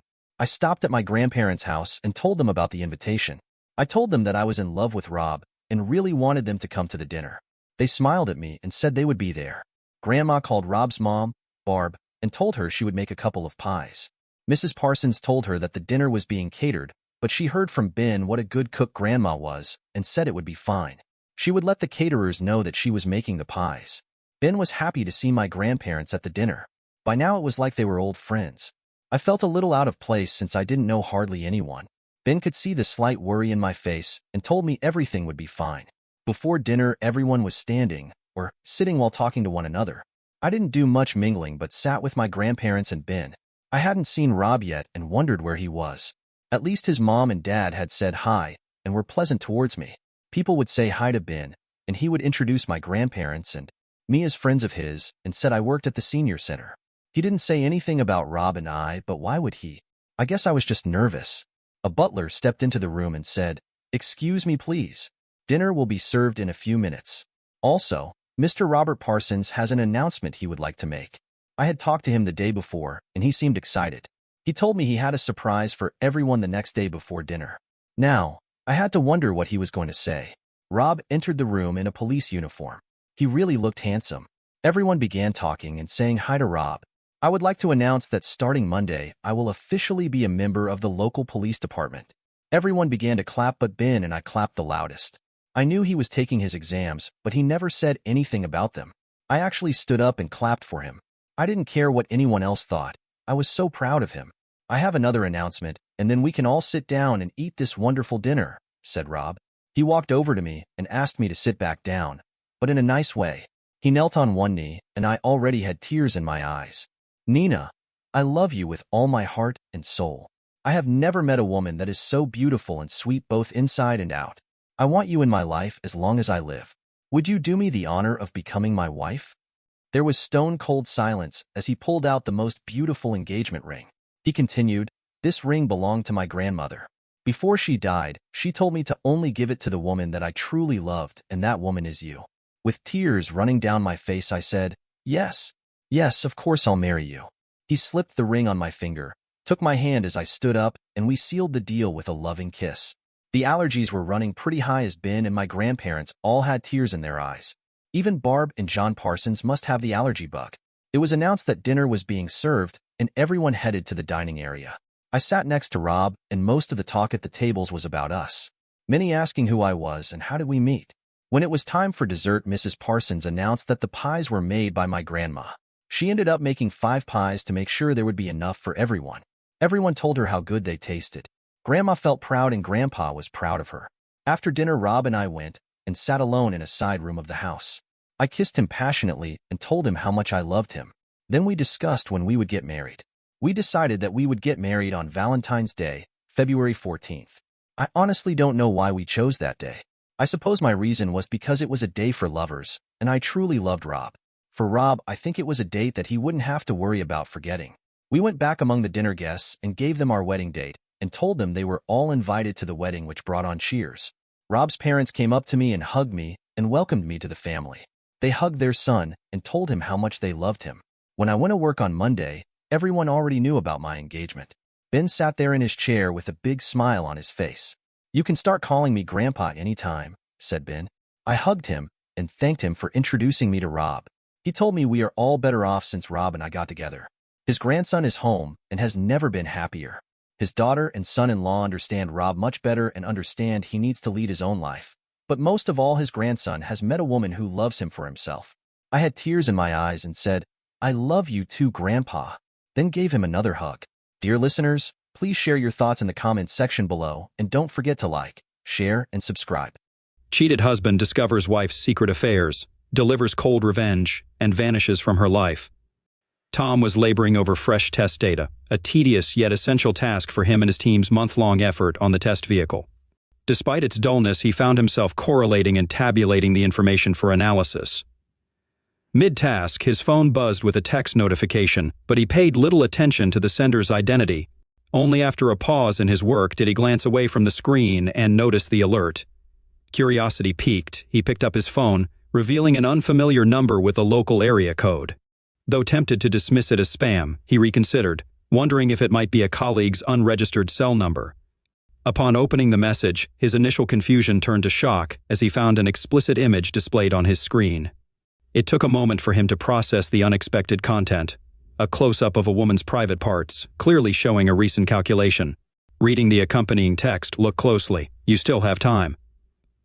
Bradley's, 6 p.m. He initially dismissed it as a misdirected attempt at solicitation, finding a hint of amusement in the situation.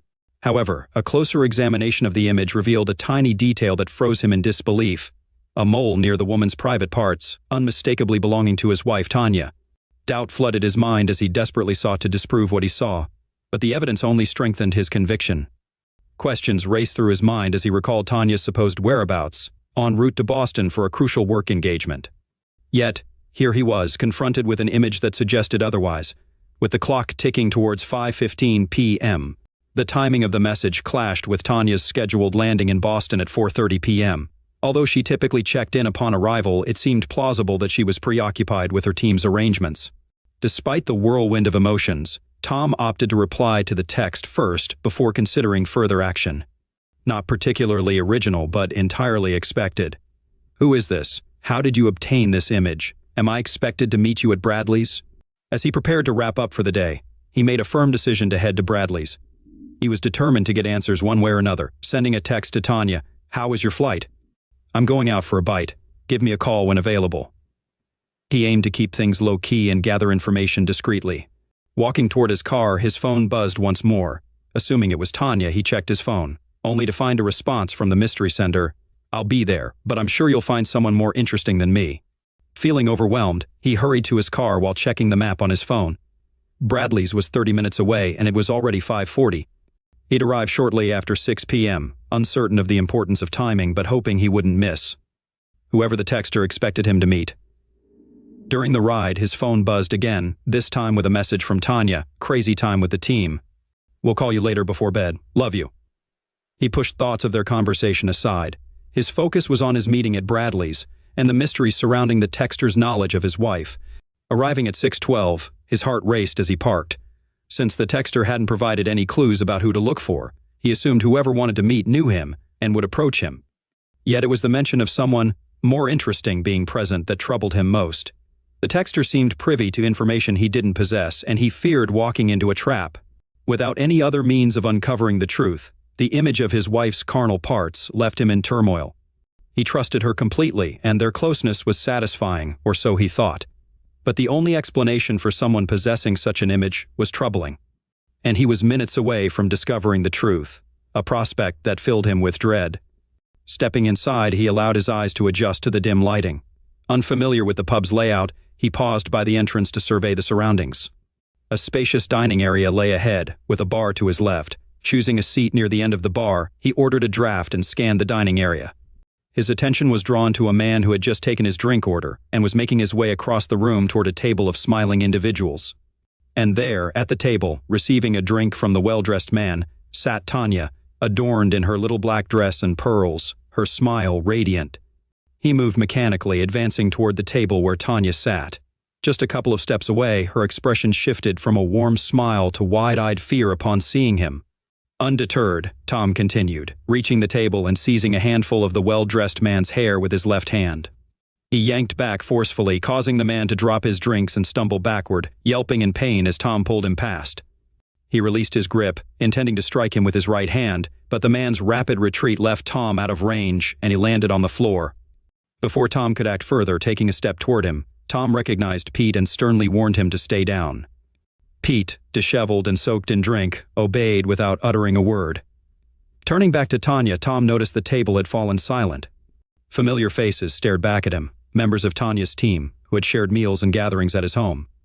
He mused that team loyalty outweighed betrayal, except for one individual who had chosen to reveal the truth. Briefly considering identifying them, he dismissed the idea as futile. Tom informed Tanya that he was going home and suggested that if there was any hope for their marriage, she should come with him now. Tanya nodded in response, however. Before she could rise, he gestured for her to wait and requested a moment before departing. He addressed Betty Wilson and Bob Thoron seated nearby. He asked Betty if Bill thought she was in Boston, and Bob if Alice believed the same. Their avoidance confirmed his suspicions. He pondered whether the whole team was involved, realizing that at least one of them was. The drive home was a blur, ending abruptly in his driveway. Inside, he grabbed a beer and sank into the living room, contemplating his acquaintances, familiar with Bill Wilson and Alice Thoron, but unfamiliar with the other couples present. With uncertainty gnawing at him, he debated contacting Bob or Alice but ultimately decided against it. Instead, he sent them a brief message. Just heard Tanya's travel plans changed. Might want to touch base with that. He left the choice of further investigation in their hands, feeling a sense of closure amidst the chaos. It was roughly 20 minutes later when he heard the garage door open and Tanya pull into the garage. He waited in the living room. She entered, still dressed in her LBD, but without the provocative pumps and jewelry. As she calmly walked into the living room and took a seat opposite him on the sofa, he remained quiet. Understanding the power of silence in any conversation, he was resolute in allowing the silence to persist for as long as necessary. It didn't take Tanya long to speak up. "It's not what you think," she began, but he gestured for her to stop. "You have no clue what I think about tonight's events," Tom replied. "I don't need a detailed explanation. We're both engineers, and we know that there's no real or objective answer to any why question. It's often just an attempt to justify unfavorable outcomes, so I won't ask why. Let's start with something simpler. How long? How many times? How frequently? Do our friends know? Apart from those at the table who cheat, am I labeled as your betrayed man among your work colleagues and our friends?" "No, Tom, it's not like that at all," Tanya protested. "Our team's travel plans got disrupted, and instead of coming home only to travel again tomorrow, Pete suggested we stay in town for a down day before resuming. I didn't see the whole team there." "Where was everyone else?" Tom inquired. "When we received the news, some of the team chose to stay home one more night and meet us at the airport tomorrow," she admitted. "But you chose to deceive me," he pointed out. "You seemed rather close to Pete. Is there anything happening between the star engineer and the wandering program manager that you'd like to tell me?" "Well, for one, Pete's all right, and he persuaded the owners at Bradley's not to press charges," she said in a positive tone. His eyes widened in utter disbelief at her loyalty. "I couldn't care less about your colleague. If he hadn't tripped, I would have punched him. Whether charges are pressed doesn't faze me. I've spent a night in jail before. It's irrelevant. Besides, it could make for interesting testimony," he added with a half-smile. "Do you love him?" Tanya paused, gathering her thoughts. He could tell she was contemplating. Yes, silence was indeed a powerful tool, and his mind raced to fill the void in their conversation. Again, this didn't seem like it would end well. "He's not my boyfriend. There's absolutely nothing between us. Yes, I should have informed you about the change in plans, but it seemed trivial. Whether I was in town or Boston, you weren't expecting me, and I was still committed to the team. We were simply having dinner before retiring to our rooms. There was no reason for you to act the way you did." "You completely embarrassed me in front of my team," she exclaimed, attempting to bluff her way out of the situation. He unlocked his phone, pulled up the text, and pushed it across the coffee table to her. Judging by her expression, he could tell she recalled the picture and the situation, leaving no room for denial this time. She started speaking, without bravado. He retrieved the phone, started a voice recording app, and tucked it into his shirt pocket. "Tom, our team is—" She hesitated, searching for words, very close-knit in many ways. "Most of us," she began. "We have a small group that meets regularly. They were all at Bradley's. We were the ones putting in extra effort for the proposal.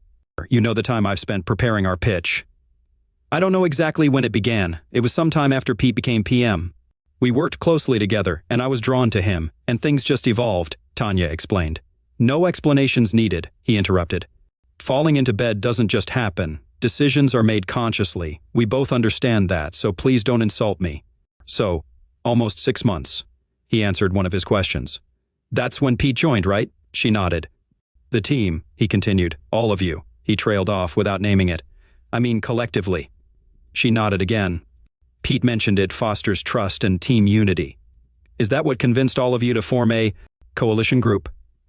Now you're being crude. It's more than that. I feel a strong connection to Pete and my team more than ever, Tanya asserted confidently. He sensed trouble brewing. Unfortunately, you may see some changes in your team soon, Tom warned. What did you do? Tanya gasped.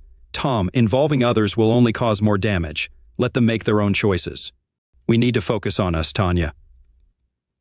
I can't stay silent and be complicit. I care about Bob and Alice. In fact, I like them a lot more than Betty and Bill right now, he replied. I texted them about the changed plans. How they handle it with their spouses is up to them. I can live with my decision. Tom, we have the most productive team in CR Inc.'s history, she practically yelled at him. And you benefited too, just because our team meetings were on. Wednesdays didn't mean you missed out. I never denied you access to me whenever you needed it. So I slept with my team a bit earlier. You never noticed. That picture you showed me, you want to know about it? She sneered. That was right after Pete finished inside me. Yes, he came inside your loving wife. What you don't see is Betty. She took the picture just before she went down on me. So now you know you never had seconds or tasted another man's seed. If you don't know, it didn't happen, right? Tom listened in shock as the extent of the deception and his own ignorance unfolded before him. Now, just because you're aware, just because your fragile ego is bruised, you want to throw away all that my team and I have achieved? Tanya hissed, her anger escalating. Tom could feel his heart rate rising as Tanya passionately defended her team's questionable dynamic. His own anger was growing by the second. For a fleeting moment during his drive home from Bradley's, he entertained the idea that perhaps forgiving Pete just this once could be possible. However, that notion had quickly met its demise.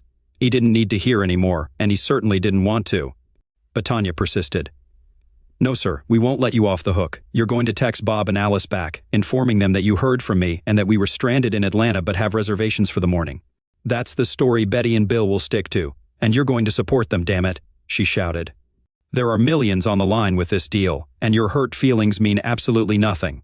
Send the text, and then we can discuss our next steps. Discuss our next steps, Tom retorted. There's no discussing it. You're leaving now. You and your twisted team, including your ringleader Pete, can carry on however you like. We're finished. I'll be contacting a lawyer this week to get the ball rolling. It's a straightforward 50-50th split. You keep your retirement, and I'll keep mine, Tom declared. But go. You have reservations in town. Use them. Head off to Boston and chalk up another victory for you and your team. Tom, please, send those texts, Tanya pleaded, her tone much softer now. If we lose Betty or Bill before the presentation, the company could lose millions. You and I could miss out on tens, maybe hundreds of thousands in commissions and bonuses. Just imagine all the places we could go with that money, just you and me. Forget about this and reclaim my loyalty. Please, Tom, don't let some irrational concern about meaningless encounters derail us. Pete says I'm on the fast track to executive status. All I have to do is keep delivering results for a few more years. Don't you want that for me, for us? She implored. Tanya, just leave, Tom managed to say before he was struck hard in the back, knocking the wind out of him as he fell to the floor with a knee pressed into his back. Don't hurt him, Tanya interjected. Too much, she added. Still undecided about breaking my nose? Pete taunted as he leaned in close to Tom's face while Tom lay pinned on the floor. Tanya must have a bug, Tom thought. Now I know whose team she's really on. We'll see whose nose gets broken, Pete smirked. Get his damn phone and type those damn texts for him. We don't have time for this nonsense. Someone pulled him up from the floor, just one individual. He pretended to be injured, causing the person behind him to exert significant force to assist him to stand. This provided him with necessary information. His captor was a weak office worker, wheezing from the effort to get Tom on his feet. Tom was catching his breath after being taken by surprise and was refocusing on the situation. In contrast to Pete and his team of well-groomed salespeople, Tom's team operated in the field with the 160th Special Operations Aviation Regiment SOAR based in Fort Campbell, Kentucky.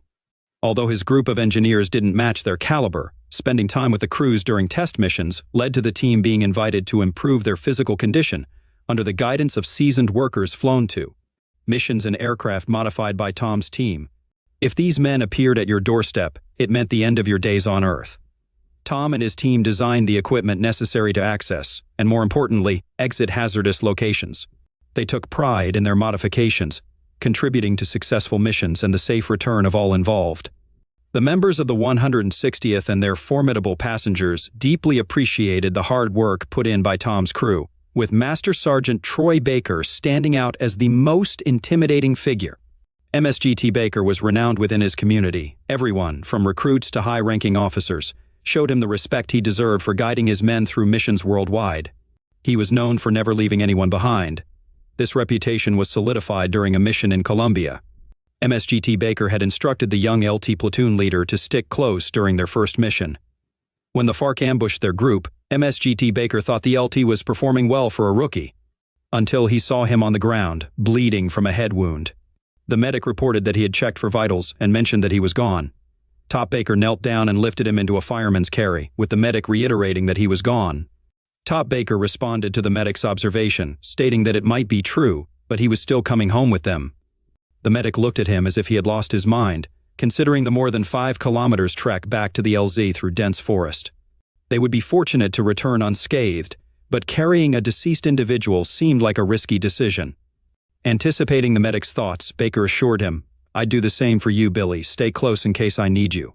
What ensued became legendary. Upon their return to the base, the medic informed the doctor that the lieutenant had succumbed. The doctor nodded and retrieved a penlight from his pocket. The medic watched in amazement as the dead lieutenant's pupils contracted in the harsh beam of the penlight. The doc then asked the medic if he cared to revise his diagnosis. As they hurried the revived lieutenant into surgery, he was timeless. He didn't speak much, but when he did, everyone listened. He was a relic in an age of convenience and disposability. He was neither. He was meticulously crafted and unique, and he seemed to hold a special regard for Tom and his team. During the extended periods of downtime between missions, the MSGT expressed his gratitude by instructing Tom and the team in some basic yet effective hand-to-hand defensive techniques. He advised the engineers, "It's better to know something just in case. I understand the biggest threat you're likely to encounter is a malfunctioning copier or a nasty paper cut, but if you remain in this line of work, you may find yourself in some colorful locations. So now, if you happen to encounter one of the local colorful inhabitants, you'll have something practical to rely on," MSGT Baker explained to the group. "But let's hope a paper cut remains the scariest thing you ever have to face." Tom regulated his breathing and allowed himself to appear subdued in the grasp of his captor while recalling the fighting techniques taught by the MSGT. There might be situations where you feel powerless and can only endure the smacking. It's unfortunate, but it happens. The key is to remember that even when you're taking a smacking, you can still fight back. You just have to outsmart your attacker.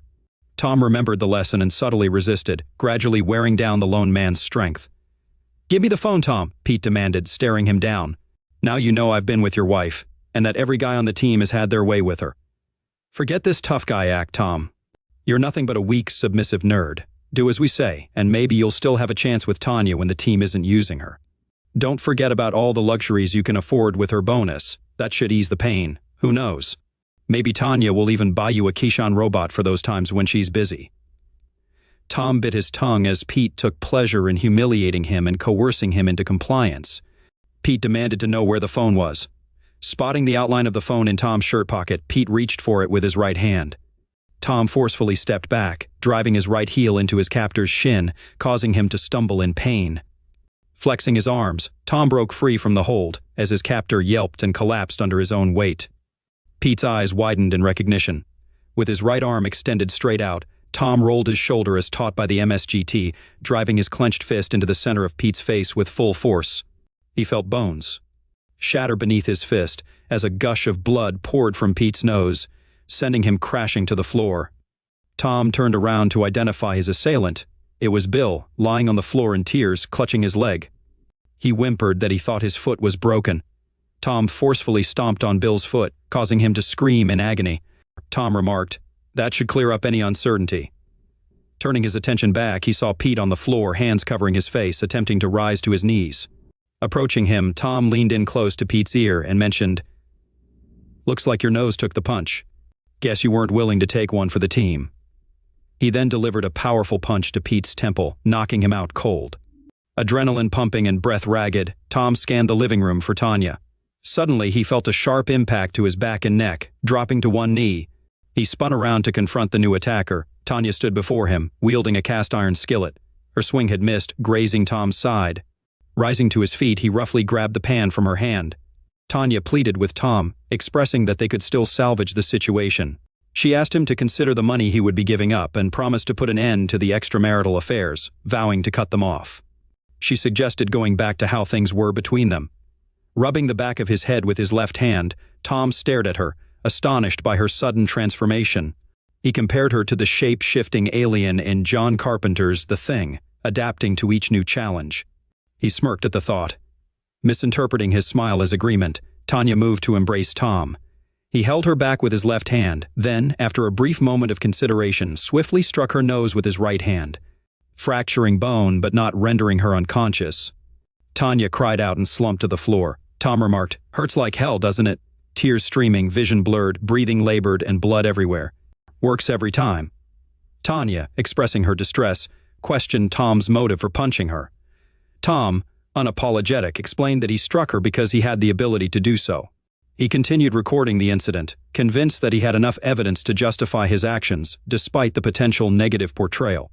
Reflecting on the advice received from the MSGT about decisive action, Tom surveyed the room, noting Bill's distressed state and Tanya's attempts to stem the bleeding from her nose. While others remained still, Tom acknowledged the success of saving someone, giving credit to the MSGT. Discussing the aftermath, Tom expressed frustration about the consequences for Loverboy and Mr. Bill, lamenting the missed opportunities and potential financial losses. He contemplated the implications of involving the police, deciding to delay the call to maintain his chance to question Tanya. Kneeling beside her, Tom demonstrated how to address her nosebleed, but as the adrenaline subsided, he felt a sudden loss of energy. Sitting across from the woman he thought he knew, questioning her actions, Tom wondered about the true extent of Tanya's deception. Expressing disappointment in the betrayal, he inquired about her aspirations, specifically regarding her ambition to become a vice president. Tanya admitted that it could have been worthwhile if Tom had gone along with her plans, expressing regret for the setback caused by the incident.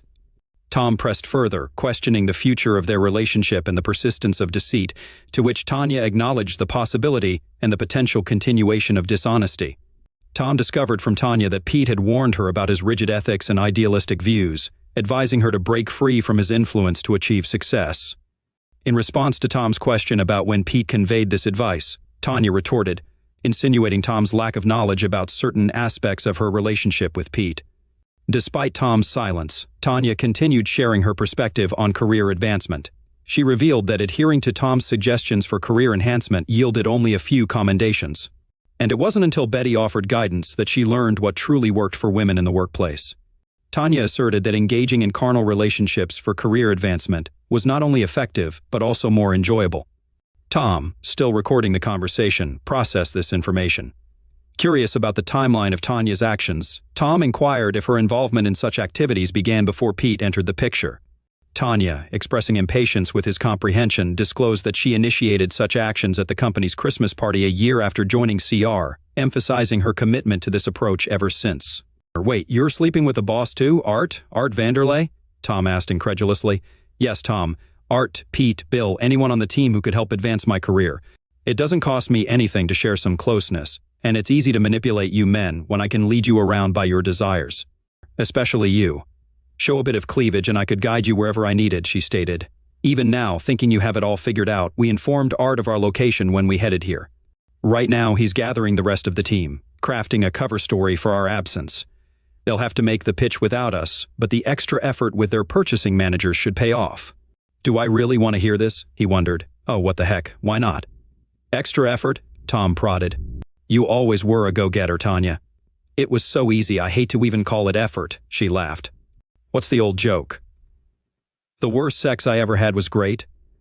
At the BITS conference, it was straightforward with the men. We had to get a bit more creative with Brenda, the token woman on the selection board. It's funny, I can even seduce a woman. But I did throw in old Pete over there as the kicker.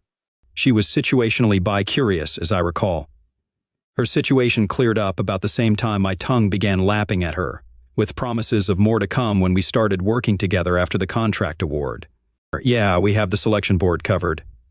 "Why all this then? I mean, if it's all set up, why the strong-arm tactics?" Tom asked. "That was Pete's idea, the idiot. I told him to cool off, that I would come home and please you and be back in time to catch the flight. But he had to go all alpha. Look what that got us. So now, instead of being the face of the winning team, I'm back to dealing with Art. Like I said, fixable, but it will set me back.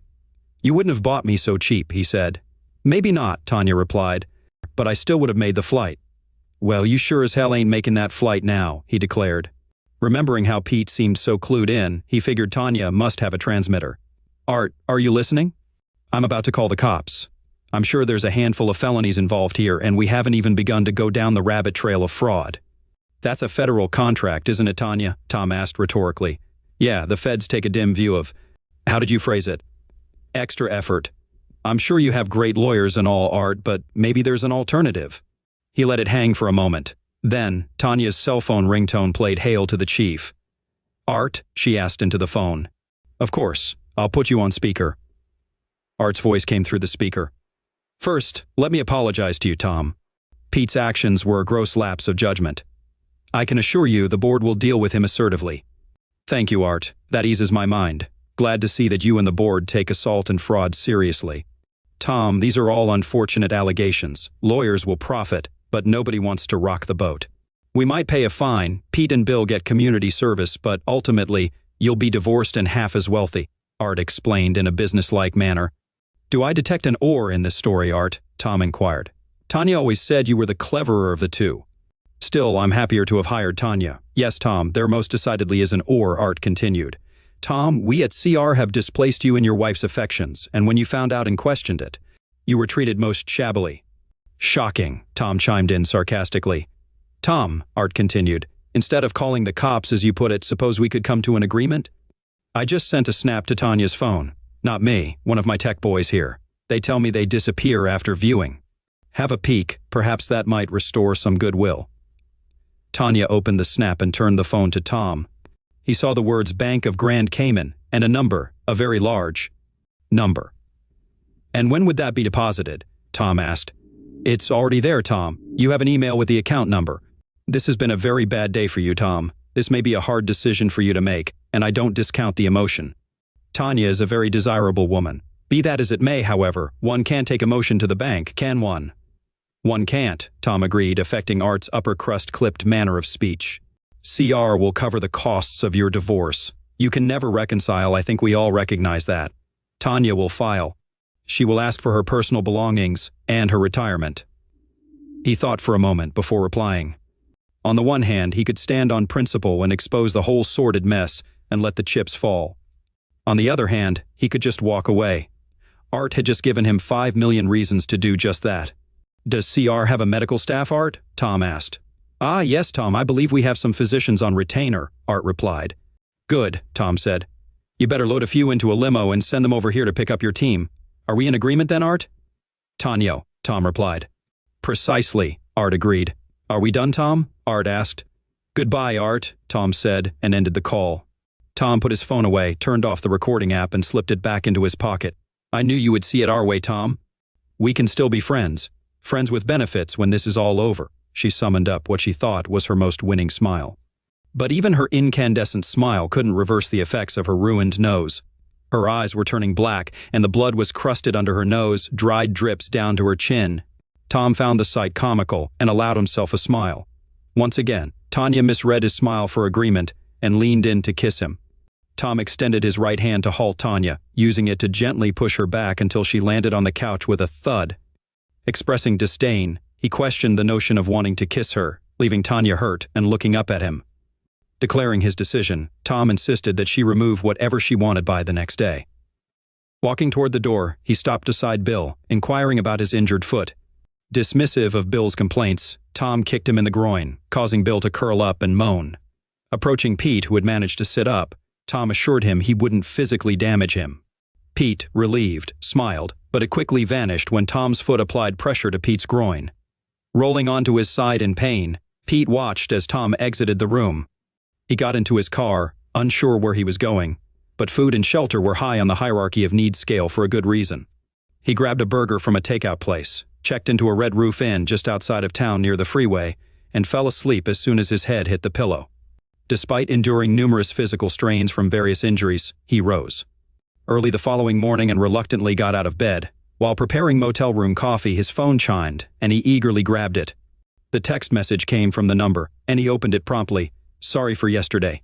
I can meet, thank God it's Friday at the mall. Nish, I'll wave you over to seats at the bar. I'll be there," he replied, and poured the lukewarm brown water from the coffee maker carafe into the paper cup. With determination, he set up his laptop, gearing up for some online banking, reflecting on his college days, a time predating his relationship with Tanya. Tom recalled his economics professor's advice to maintain an offshore account for unforeseen circumstances. With his professor's assistance, he had established a bank account in the Cayman Islands, which he fondly referred to as his go-to-hell fund. Over the past decade, he diligently contributed to it, and now he boasted an impressive sum of close to $50,000. Tom felt a sense of pride, knowing that his go-to-hell fund was about to receive a significant boost. Tom accessed the secure website for each bank. With his passcode and several keystrokes, he transferred the bulk of CR's payment into his personal account, leaving $100,000 in the original account. After a shower, a change, and getting ready, he headed out to meet the mystery texter. Tom entered "Thank God It's Friday" just past noon. As he entered, he noticed a man waving him over. The man appeared to be about Tom's age, well-dressed and handsome. Tom approached him. "I believe you sent me a text," Tom said as he sat down. "I'm sorry for how it turned out." "I don't know if there was any clean way to tell you," the stranger began. "Why don't you start with who you are and your connection to Tanya?" Tom replied. "I was on the team. I left the Army after 8 years, wounded in action, and had a lengthy recovery before being medically discharged. I joined CR about 6 months ago and was assigned to Pete's team around 3 months ago. While talking to a friend about the job, I mentioned working for Tanya. When he asked for her full name, we realized we had a mutual friend, and he asked me to watch out for Tanya as a favor. At first, everything was great. I was warmly welcomed to the team. It didn't take long to find out why," he started.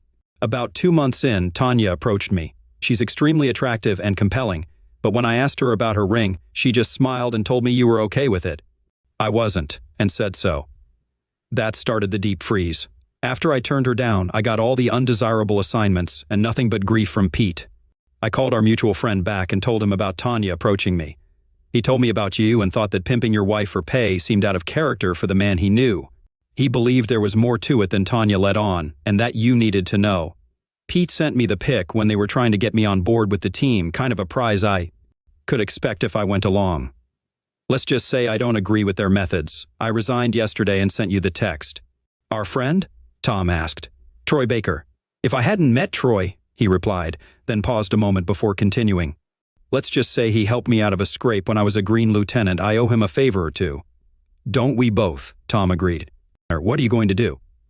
"Art pretty much laid it all out for me. I could get the cops involved, and yes, Bill, Pete, and even Tanya would face legal problems. But with his lawyers, it would all end up as a bump in the road. We made a deal. You might think I'm selling out, and maybe you're right in a way. But they stole the only thing I had that was irreplaceable.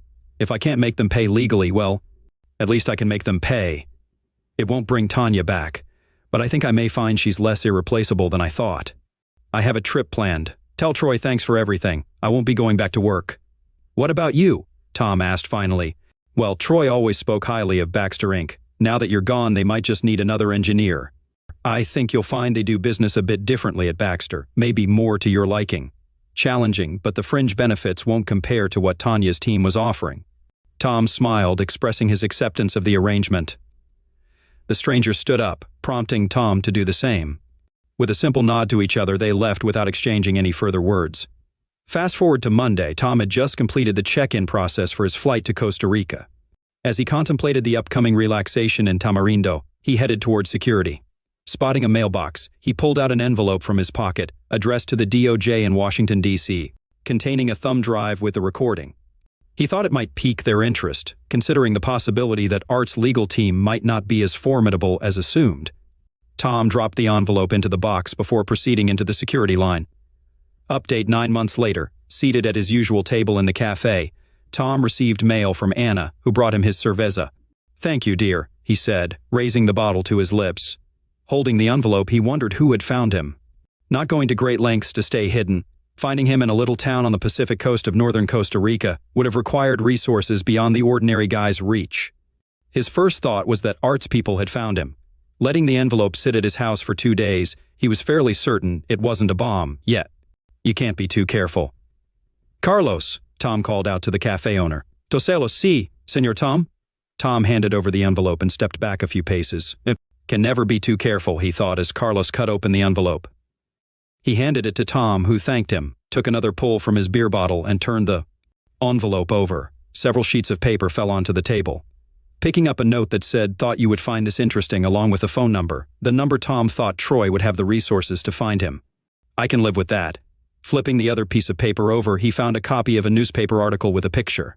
The photo depicted Pete, Bill, Tanya, and Betty being led out of the CR building in handcuffs. The headline for the article read, "4 indicted in multi-million-dollar procurement fraud." He smiled. Maybe Art's lawyers aren't everything he thought they were, he said to himself, a habit he picked up since his Spanish was weak and English wasn't widely spoken. He liked to hear English conversation, even if it was just him talking to himself. "Ana, otra cerveza," he said, holding up his empty bottle. "Sí, mister." "Gracias," Anna said as she accepted his beer. Tom took a swallow and looked out at the deep blue Pacific. Tanya, who? Step into the world of Nurse Emily, where routine night shifts at St. Catherine's Hospital unveil an extraordinary journey of compassion and discovery. Assigned to Mrs. Elizabeth Anderson, a patient trapped in a vegetative state, Emily's meticulous care reveals subtle signs of responsiveness that defy medical expectations. Through music and attentive observation, Emily bridges the gap between patient and caregiver, delving into ethical dilemmas and the profound mysteries of consciousness. Join us as we witness Emily's transformative journey, navigating the complexities of patient care and forging unexpected connections that redefine the boundaries of medical science and human empathy. Hello, my friends. I hope all you are fine. This is Narrative Stories channel. Let's start this story. In the heart of St. Catherine's Hospital, where the corridors echoed with the soft hum of life support machines and the occasional shuffle of tired feet, Nurse Emily navigated through the late-night stillness. Her steps were measured, her gaze focused, embodying the dedication that marked her years of service in critical care. St. Catherine's was renowned for its specialized units, where patients in the most fragile states of health received round-the-clock attention. Emily's shift began as it always did, with the exchange of briefings among nurses and the passing on of responsibilities from the previous team. Tonight, she found herself assigned to Mrs. Elizabeth Anderson, a patient whose presence in the critical care unit had become a fixture over the years. Mrs. Anderson's room was a testament to the life she had led before tragedy struck. Adorned with photographs capturing moments of joy with her family, the walls softened the clinical atmosphere with a warmth that spoke of the love and hope of those who visited. Yet, Mrs. Anderson herself lay still, a casualty of a tragic car accident that had robbed her of consciousness for several years. Emily paused at the threshold of Mrs. Anderson's room, taking in the sight of the woman whose fate had become intertwined with her own nightly routine. She noted the familiar setup, IV drips, monitoring equipment, and the quiet rhythm of Mrs. Anderson's breathing, a reminder of the fragility and resilience that coexisted within the confines of the hospital walls. With practiced efficiency, Emily began her shift. She checked the monitors, ensuring that the lines depicting Mrs. Anderson's vital signs remained stable and within acceptable parameters. Adjusting the IV drip, she silently communicated her intent to provide comfort and care, even to a patient who could not respond in kind. As she worked, Emily's mind wandered to the nature of her role in caring for patients like Mrs. Anderson. How does one measure the impact of care when the recipient cannot acknowledge it? These were the questions that lingered in the quiet hours of the night, prompting Emily to reflect on the complexities of her profession. It was during one of these routine checks that Emily noticed a subtle change in Mrs. Anderson's demeanor. A flicker of eyelids, a slight twitch of fingers, small movements that seemed inconsequential to the untrained eye, yet spoke volumes to Emily's keen observation. She paused, her curiosity piqued by the possibility of responsiveness from a patient deemed unresponsive for so long. Brushing aside initial skepticism, Emily found herself increasingly attuned to these fleeting moments of potential communication. She documented each observation meticulously, building a case that challenged the conventional understanding of Mrs. Anderson's condition. Driven by a growing sense of responsibility and curiosity, Emily embarked on a quest for answers. She delved into Mrs. Anderson's extensive medical history, consulting with senior nurses and specialists in neurology. Their discussions traversed the intricate pathways of the human brain, exploring theories of residual consciousness and the potential for awareness hidden beneath layers of physical impairment. In the midst of medical discourse, Emily found herself drawn to the personal anecdotes shared by Mrs. Anderson's family during occasional visits.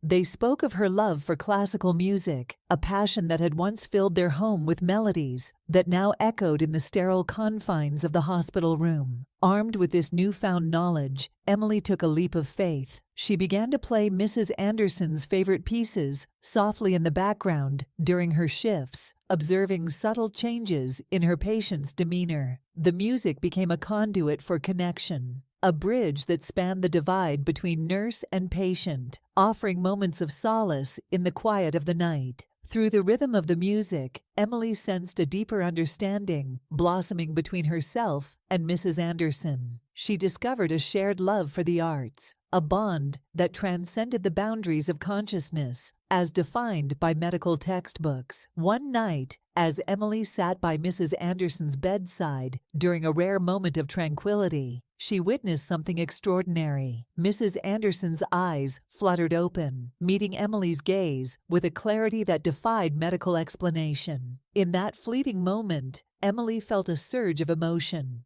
a silent acknowledgement that spoke volumes of their shared journey of discovery. It was a revelation that left Emily grappling with the implications of her experience. Could it be possible that Mrs. Anderson retained a fragment of awareness hidden beneath the layers of physical limitation? The question lingered in Emily's mind, shaping her perspective on the limits of medical science and the resilience of the human spirit. As Emily navigated the complexities of her newfound understanding, she found herself confronting ethical dilemmas that tested her professional integrity. She debated the extent of interventions and the level of care appropriate for patients like Mrs. Anderson, balancing the need for compassionate support with the boundaries of medical reality. The discussions echoed within the hospital corridors, sparking debates among colleagues and healthcare professionals alike. Emily's internal struggle mirrored the broader ethical debates surrounding end-of-life care and the rights of patients unable to advocate for themselves. In the quiet moments that followed, Emily reflected on her journey with Mrs. Anderson, a journey marked by moments of connection, discovery, and deepening empathy. She realized that while Mrs. Anderson may never regain full consciousness, her presence had left an indelible mark on Emily's heart and professional identity. Through Mrs. Anderson's silent journey, Emily had found closure in knowing that even in the absence of spoken words, there existed profound opportunities for human connection and understanding. She carried forward a renewed sense of purpose, advocating for the compassionate care of patients whose voices might otherwise go unheard. In the days that followed, Emily continued to care for Mrs. Anderson with unwavering dedication and compassion. She took solace in the knowledge that Mrs. Anderson's legacy lived on not only in the memories of her loved ones, but also in the lessons learned through her silent journey. Emily paid tribute to Mrs. Anderson's resilience and the profound impact she had on her own personal and professional growth. She shared her story with colleagues and students, imparting a message of hope and empathy for patients and families navigating similar challenges. The Quiet Observer, a nurse's journey into the mind of a silent patient, has been a narrative exploration of empathy, human connection, and the complexities of consciousness in healthcare settings. Through Emily's story, we have witnessed the transformative power of compassion and the profound impact of moments that defy medical understanding. This journey serves as a reminder that even in the quietest of moments, there lies an opportunity for profound human connection and understanding that transcends words and conventional wisdom. Emily's experience with Mrs. Anderson illuminates the path forward for healthcare professionals, advocating for the compassionate care and recognition of the inherent dignity of all patients, regardless of their ability to communicate verbally. Emily's journey continues to inspire, offering a glimpse into the vast potential of the human spirit to find solace and meaning in the most unexpected places. As she continues her work at St. Catherine's Hospital, Emily carries forward the lessons learned from Mrs. Anderson, a testament to the enduring legacy of empathy and compassion in the practice of healthcare. This narrative not only highlights the emotional and ethical dilemmas faced by healthcare professionals, but also underscores the importance of listening, observing, and honoring the silent voices that shape our understanding of patient care. Thank you for being a part of Narrative Stories. Your support and engagement mean the world to us. We are committed to bringing you the best in storytelling. What kinds of stories would you like to see next? Share your thoughts in the comments below.